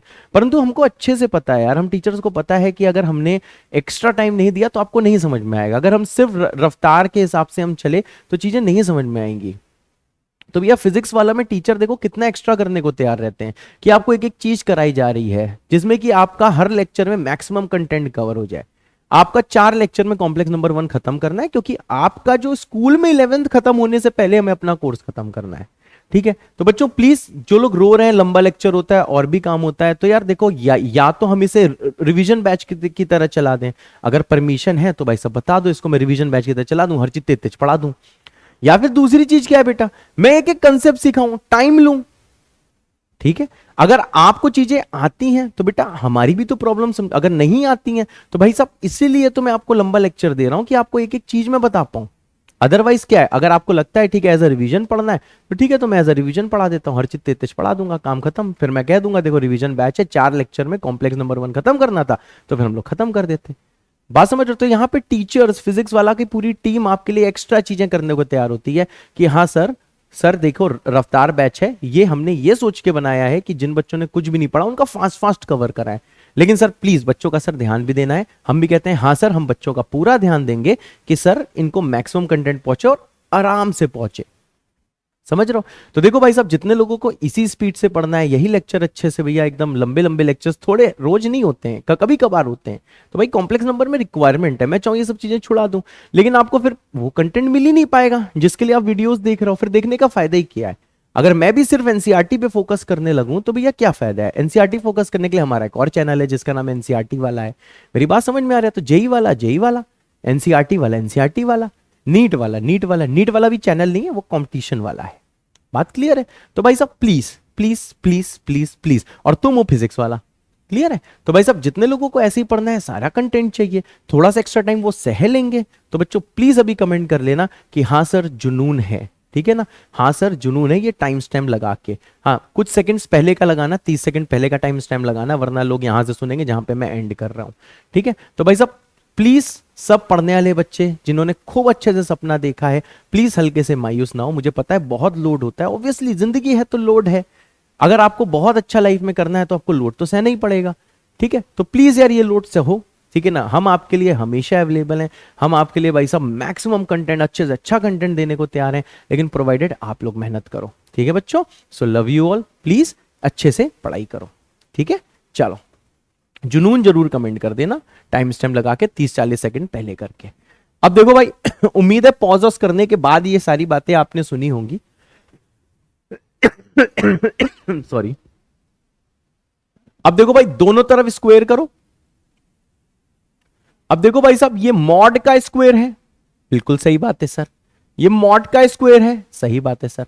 अब ये बोला गया है कि सर ये जो नंबर है ये प्योरली इमेजिनरी है। इसका मतलब क्या है सर, जो आर्ग्यूमेंट है बेटा Z1 अपॉन Z2 का, ये बेटा क्या हो जाएगा, this will be plus minus π/2। सही बात है। अगर प्योरली इमेजिनरी है तो मैंने बताया हुआ है कि प्योरली इमेजिनरी के लिए आर्ग्यूमेंट क्या होना पड़ेगा बेटा, प्लस माइनस π/2 होना पड़ेगा, ठीक है सर। अब देखो भाई जैसे स्क्वायर करोगे क्या आ जाएगा, मॉड Z1 स्क्वायर प्लस आ जाएगा बेटा मॉड Z2 स्क्वायर प्लस 2 आ जाएगा बेटा मॉड Z1, फिर आ जाएगा मॉड Z2 कॉज ऑफ क्या आ जाएगा बेटा थीटा। यहां पे क्या आ जाएगा बेटा, यहां पे आ जाएगा मॉड Z1 स्क्वायर प्लस आ जाएगा बेटा मॉड Z2 स्क्वायर माइनस आ जाएगा बेटा 2 mod Z1 mod of Z2 और इनटू कितना आ जाएगा बेटा, यह आ जाएगा कॉज ऑफ थीटा। अब थीटा क्या है, मुझे आपको बताया है कि कौन सा वेक्टर ऊपर है कौन सा नीचे हमें नहीं पता, लेकिन यहाँ पे देखो थीटा में आप चाहे Z1 ऊपर लो चाहे Z2 ऊपर लो, कुछ भी मेरे बच्चे देखो फर्क नहीं पड़ता है, क्योंकि कॉस चाहे आप प्लस π/6 मानो ये π/6 आता, चाहे कॉस प्लस π/6 लो चाहे कॉस माइनस π/6 लो, ट्रिग्नोमेट्री में हम देख चुके हैं कॉस का आंसर सेम आता है। अब देखो भाई ये सब देखो कटेगा, ठीक है सर, बचेगा क्या, मैंने कहा सर यहां पे बचेगा 2 मॉड Z1 मॉड Z2 वाला, यहां पे बचेगा ये, अब ये इधर आएगा तो ये आ जाएगा बेटा 4 mod Z1 mod of Z2 cos of theta equal to 0। मतलब क्या, ये तो नॉन जीरो ही होंगे, यानी कि बेटा कॉस थीटा कितना आ जाएगा 0। अब बताओ कॉस थीटा कब 0 होता है, जब थीटा होता है बेटा प्लस माइनस π/2। मेरी बात क्लियर है भाई। और हाँ थीटा ही क्या है, थीटा ही क्या दिया है आपको, आर्ग्यूमेंट Z1 अपॉन Z2 दिया है, मतलब सर जो argument of Z1 upon Z2। अब ये आपको ध्यान रखना है कि अगर बेटा किसी भी कॉम्प्लेक्स नंबर का आर्ग्यूमेंट अगर प्लस माइनस π/2 आता है तो वो जो अंदर वाला कॉम्प्लेक्स नंबर होता है ये इमेजिनरी नहीं बोलते, इसको क्या बोलते हैं, it must be purely imaginary. ठीक है मेरे बच्चे, it must be purely imaginary, hence proofed. अब देखो भाई ये क्या है बच्चे, ये आपका होमवर्क क्वेश्चन है, इसको बेटा आराम से आप लोग कर लेना, जैसे हो जाए टाइम स्टैम्प लगा के दिल बना देना, मैं समझ जाऊंगा कि आपने होमवर्क कर लिया। ठीक है भाई, और इसको 3 मिनट के अंदर कर देना, इससे ज्यादा टाइम मत देना। ठीक है भाई, आई होप ये भी सबको क्लियर होगा। Okay sir, love you sir, love you too बेटा। अब भाई साहब एक ज्ञान मैं और दे रहा हूं बाबा का, ठीक है, जो बेटा कॉमन मिस्टेक लोग करते हैं उसके बारे में, कि देखो अगर मैं बोलूं भाई साहब आपको, बहुत ध्यान से देखना, ज्ञान समझ में आ रहा है क्या लिखा है, हाँ लिखा है। अब देखो भाई साहब क्या ज्ञान है, देखो कॉमन मिस्टेक क्या है, बहुत ध्यान से देखना, ये मिस्टेक आपको नहीं करनी है। पहली चीज आती बेटा mod Z1 plus mod Z2 square, ठीक है, इसका मतलब देखो इसके बेटा 2 फॉर्मूले होते हैं, मॉड Z1 स्क्वायर प्लस होता है बेटा मॉड Z2 स्क्वायर प्लस होता है 2 times real part of Z1 bar Z2 and obviously एक और होता है भैया Z2 बार Z1, या फिर एक देखो वेक्टोरियल कंसेप्ट से फॉर्मूला होता है बेटा, जो कि थोड़ी देर पहले हमने किया है बेटा, 2 mod Z1 mod of Z2 cos of theta. समझ रहे हो बच्चे, हाँ सर। अब देखो भाई इसी में मैं आपको दूसरी चीज बताता हूं, ठीक है, दूसरी चीज क्या है, अरे भाई तो मैगी लग रही, आ गई मैगी, मैगी खुलकर बोलो हुर्रे। अब देखो दूसरी चीज आती है बेटा, हाँ सर दूसरी चीज बताओ, ये बेटा हो गई पहली चीज, हाँ सर। अब आती है दूसरी चीज, अगर मैं बोलता हूं बेटा mod of Z1 plus mod of Z2 का होल स्क्वायर। अब देखो भाई यहां पे क्या था, 2 कॉम्प्लेक्स नंबर को ऐड किया, फिर उसका मॉड लिया, फिर मैंने क्या करा, स्क्वायर करा, तो देखो इसको मैं लिख सकता हूं एडिशन का मॉड, समझ रहे हो, और उसका क्या है बेटा ये होल स्क्वायर। ठीक है सर, ये क्या लिखा है, मैंने कहा सर ये लिखा है मॉड का एडिशन है सर, हाँ, और इसका क्या है होल स्क्वायर। ओके सर, अब यहां पे जरा ध्यान दो, मॉड का एडिशन है, हाँ, तो भैया आपको पता है ये देखो ये रियल नंबर्स हैं, ये रियल नंबर होते हैं, आप किसी भी निगाह से देखो, लेकिन ये रियल नंबर है, तो इसका रियल नंबर का स्क्वायर क्या होता है, mod Z1 square mod Z2 square plus आ जाएगा 2 मॉड Z1 मॉड Z2। अगर आप अभी भी कंफ्यूज हो रहे हो तो देखो इसको 2 ले लो 3 ले लो, क्योंकि रियल नंबर होते हैं, मैंने आपको पहले याद कराया हुआ है पहले लेक्चर में। तो भैया अगर आप भूल गए हो तो फिर से मैंने बोल दिया, ये 2 + 3 का स्क्वायर लिखोगे तो 2 स्क्वायर प्लस 3 स्क्वायर प्लस कितना हो जाएगा बेटा, ये आ जाएगा 2 मॉड Z1 मॉड Z2।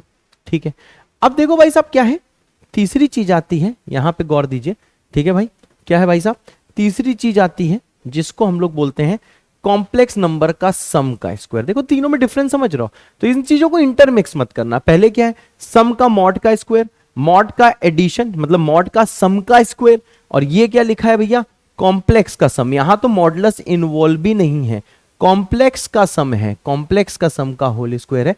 तो बेटा कॉमन मिस्टेक्स मत करना। अब आपको पता है ये क्या होगा, पहले का स्क्वायर दूसरे का स्क्वायर और प्लस आ जाएगा 2 पहला इंटू दूसरा, समझ गई। तो देखो इन तीनों को भैया इंटरमिक्स मत करना, ठीक है ना। ये सब क्या चीजें ये आपको पता होनी चाहिए, और ये कॉमन मिस्टेक बच्चे एग्जाम में करते हैं, आपको नहीं करनी है, ठीक है। बोलो जय बाबा की, ठीक है भाई। तो इंपॉर्टेंट चीज है, इसको लिख लेना। क्या पता अभी समझ में आ गया हो, लेकिन बाद में आप कंफ्यूज हो जाओ, तो कृपया करके बिल्कुल भी कंफ्यूज ना हो और एकदम भोकाली बाबा बन के रहें, ठीक है। तो देखो आपको समझ में आ रहा होगा कि पहला लेक्चर बहुत आपको अटपटा लगा होगा कॉम्प्लेक्स का, दूसरा लेक्चर थोड़ा कम अटपटा लगा होगा, और आज के लेक्चर में थोड़ा बहुत कॉन्फिडेंस आया होगा। अगर हाँ प्रूफ में थोड़ी बहुत दिक्कत हो सकती है, लेकिन जब मैंने आपको कंसेप्ट बता दिया तो वो सारे के सारे फॉर्मूले जब मैं यहाँ पे बता रहा हूं उन्हें याद करो, तो उसके बेसिस पे आपसे सवाल हो जा रहे होंगे। अब आता है बेटा ट्राइंगुलर इनइक्वालिटी, वेरी इंपॉर्टेंट सवाल मिल सकता है जेईई मेंस एंड एडवांस में, तो इसके खूब सारे सवाल मेरे को कराने हैं। चलो भाई साहब स्टार्ट करते हैं।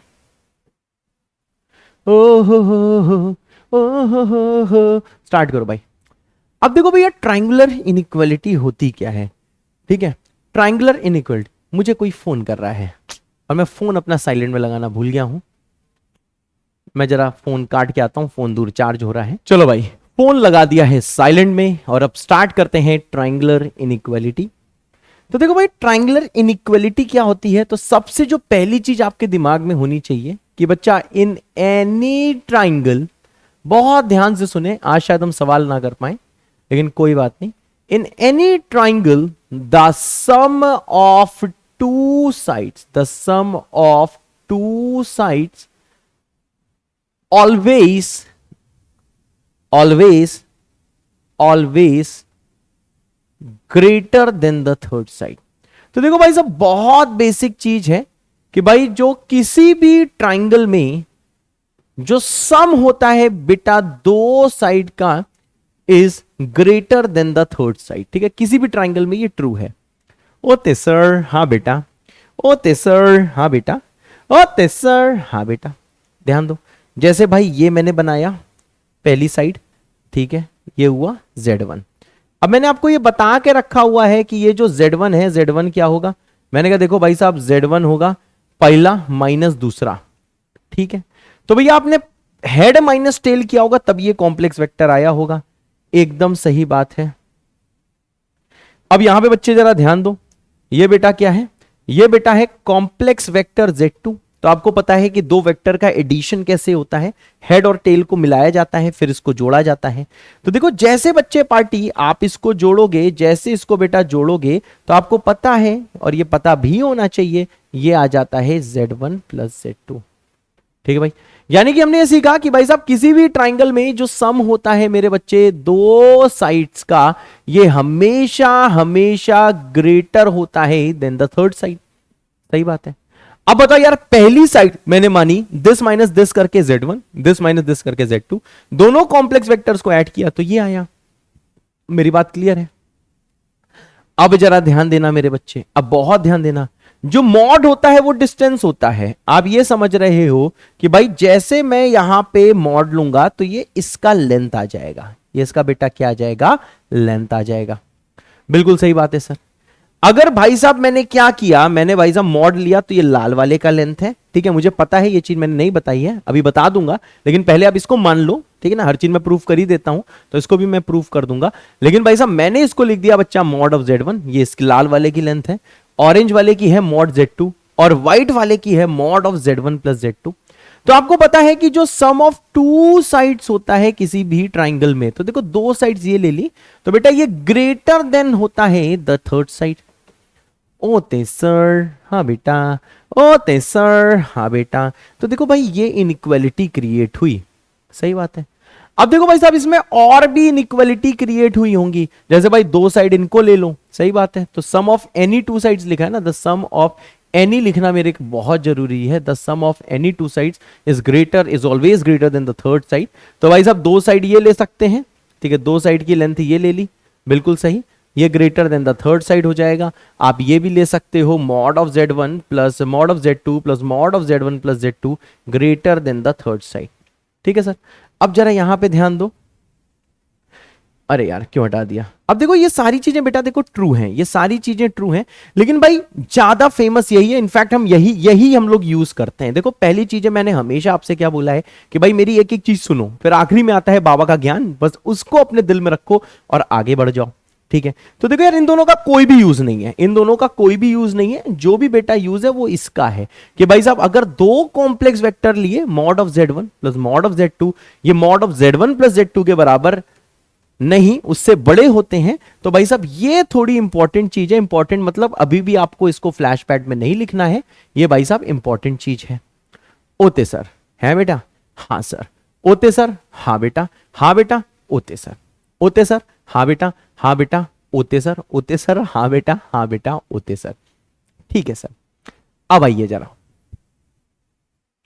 अब देखिए मैं एक चीज आपको बताता हूं कि भाई साहब जैसे मैंने ये लिया, मानो बच्चा ये आपको दिया होता है कोई कॉम्प्लेक्स वेक्टर दिया होता है Z1, ये दिया होता है बेटा कॉम्प्लेक्स वेक्टर में बोल रहा हूं कॉम्प्लेक्स, ये कॉम्प्लेक्स नंबर Z1 होता है, Z2 होता, तो आपको पता है कि भाई साहब ये क्या हो जाता है, मैंने कहा ये होता है x1, y1, मतलब Z1 क्या दिया होता, ये देखो होता है x1 प्लस i y1, यहां पे जैसे देखते भाई साहब ये हो जाता बेटा x2 प्लस i y2, और ये क्या हो जाता बेटा, ये हो जाता x2, y2। अब जरा एक चीज देखना मेरे सुंदर से बच्चे, क्या अगर मैं डिस्टेंस फॉर्मूला लगाऊं तो डिस्टेंस फॉर्मूला आपको क्या देगा, इस पूरे पीले वाले का लेंथ देगा, सही बात है सर। तो देखो जैसे डिस्टेंस फॉर्मूला लगाऊंगा तो देखो लेंथ ए बी की आएगी, बिल्कुल सही सर। लेंथ ए बी क्या है, चलो सर डिस्टेंस फॉर्मूला लगाइए। ओके बेटा, लेंथ क्या आ जाएगी, x1 माइनस x2 का होल स्क्वायर। डिस्टेंस फॉर्मूला है बेटा, रोना नहीं कि हमको नहीं आता, आपने क्लास 9 10 में पढ़ा है, ठीक है भाई, ये इसके बराबर होता है, ठीक है सर। अब बताओ यार अगर मैं इसको सब्ट्रैक्ट करके लिखूं तो z आ जाएगा Z1 माइनस Z2, सही बात है भाई। अब देख लो भाई साहब z जो है वो Z1 माइनस Z2 जो है ये आ जाएगा x1 माइनस x2। आप देखो बेटा सब्ट्रैक्ट कर रहे हो ना, Z1 Z2 कॉम्प्लेक्स नंबर को देखो आप सब्ट्रैक्ट जैसे करोगे तो देखो भैया क्या आ जाएगा, x1 माइनस x2 और i वाला i से, ये आ जाएगा सब्ट्रैक्शन से जो होगा Z1 माइनस Z2। अब अगर मैं आपसे पूछूं what is mod of Z, तो आपको पता है ये होता है अंडर रूट ऑफ रियल का स्क्वायर, मतलब रियल का स्क्वायर क्या होता है, ये होता है x1 माइनस x2 का स्क्वायर और प्लस होता है इमेजिनरी का स्क्वायर, ठीक है। हाँ बेटा, तो भाई साहब ये आपको समझ में आ गया कि भाई साहब मॉड ऑफ Z होता है रियल का स्क्वायर और प्लस होता है बेटा इमेजिनरी का स्क्वायर। तो आपको समझ में आ रहा है कि भैया जो लेंथ ए बी है वो देखो सेम ही तो आ गई, यही तो बेटा ए बी निकाला था।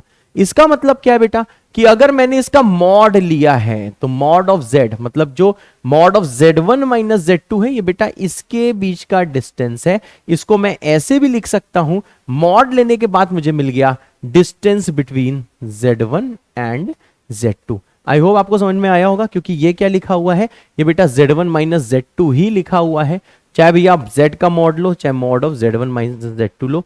तो देखो भैया ये चीज लोगों को याद रहती है कि भैया हमेशा mod of Z1 minus Z2 जो है it represents the distance between Z1 and Z2, और इसका भैया याद कर लो, प्रूफ मैंने करा दिया, अब बच्चे इसको याद कर लो। तो देखो मैंने यही बोला आपसे यहां पे कि भाई ये कॉम्प्लेक्स वेक्टर आपको दिया हुआ था Z1, उसका मॉड लिया तो देखो बेटा इसकी लेंथ आ गई, ठीक है। ये कॉम्प्लेक्स वेक्टर दिया हुआ था Z2, उसका मॉड लिया तो भाई ये लेंथ आ गई।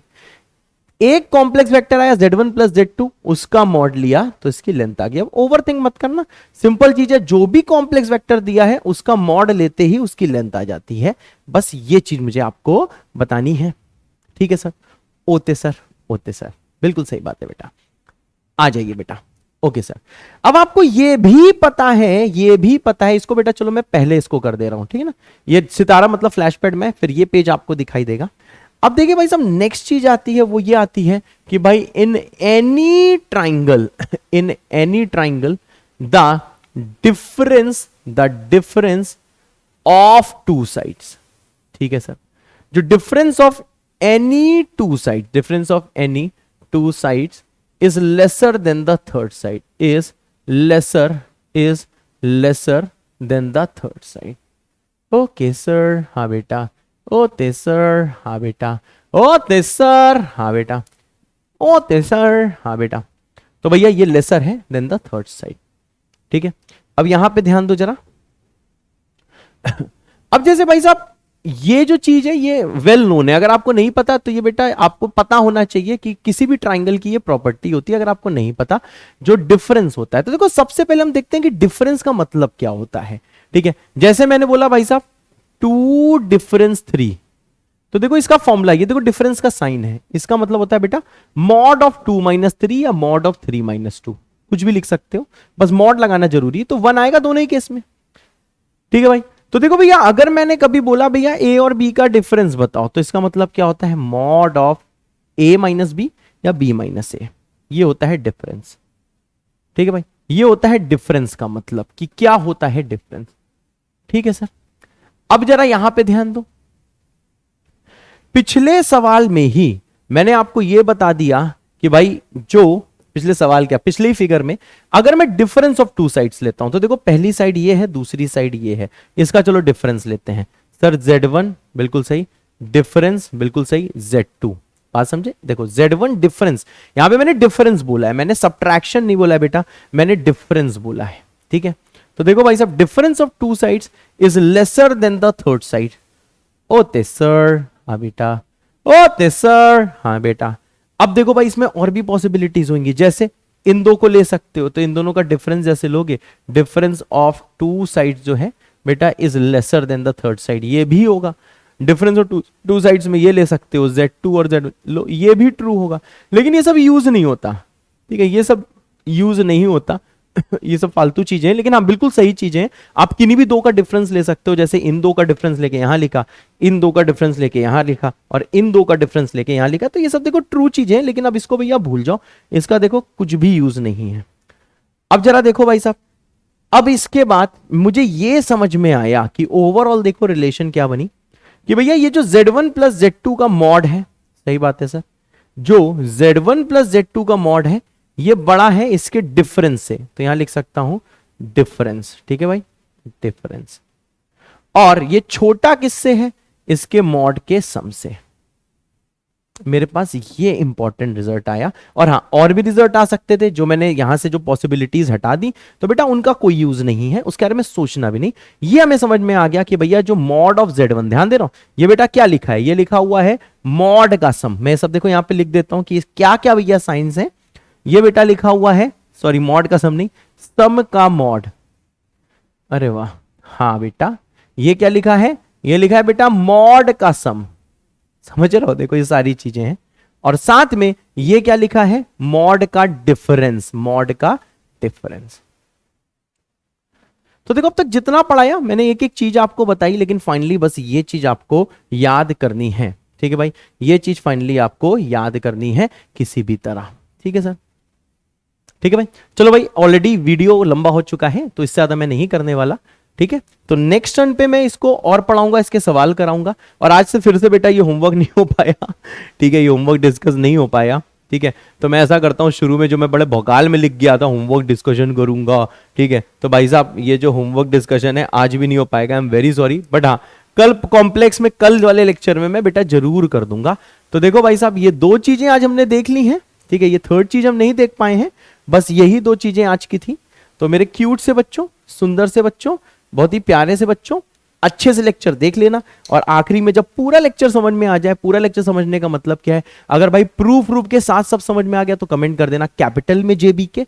और भाई साहब अगर आपको सिर्फ सारे फॉर्मूले भैया याद कर लिए हैं, प्रूफ एक बार हल्के से देख लिए हैं, और ये सारे क्वेश्चन हो जा रहे हैं जितने आज कराए, तो भैया कमेंट कर देना स्मॉल लेटर्स में JBK, मैं समझ जाऊंगा कि आपको आ गया। चाहे आप कैपिटल लेटर में लिखो JBK, चाहे स्मॉल लेटर में लिखो, दोनों से भैया कोई फर्क नहीं पड़ रहा है। ठीक है, तो भाई साहब मिलते हैं कल बहुत ही प्यारी प्यारी चीजें हैं। सबसे पहले ट्रायंगुलर इनइक्वालिटीज के हम सवाल करेंगे, और साथ में हम लोग क्या करेंगे, nth roots of unity, de Moivre's theorem. तो अगर जिसको पहले से पढ़ के बैठना है वो पहले से पढ़ के बैठ सकता है। आई लव यू ऑल, जय बाबा की, God bless you all, bye bye.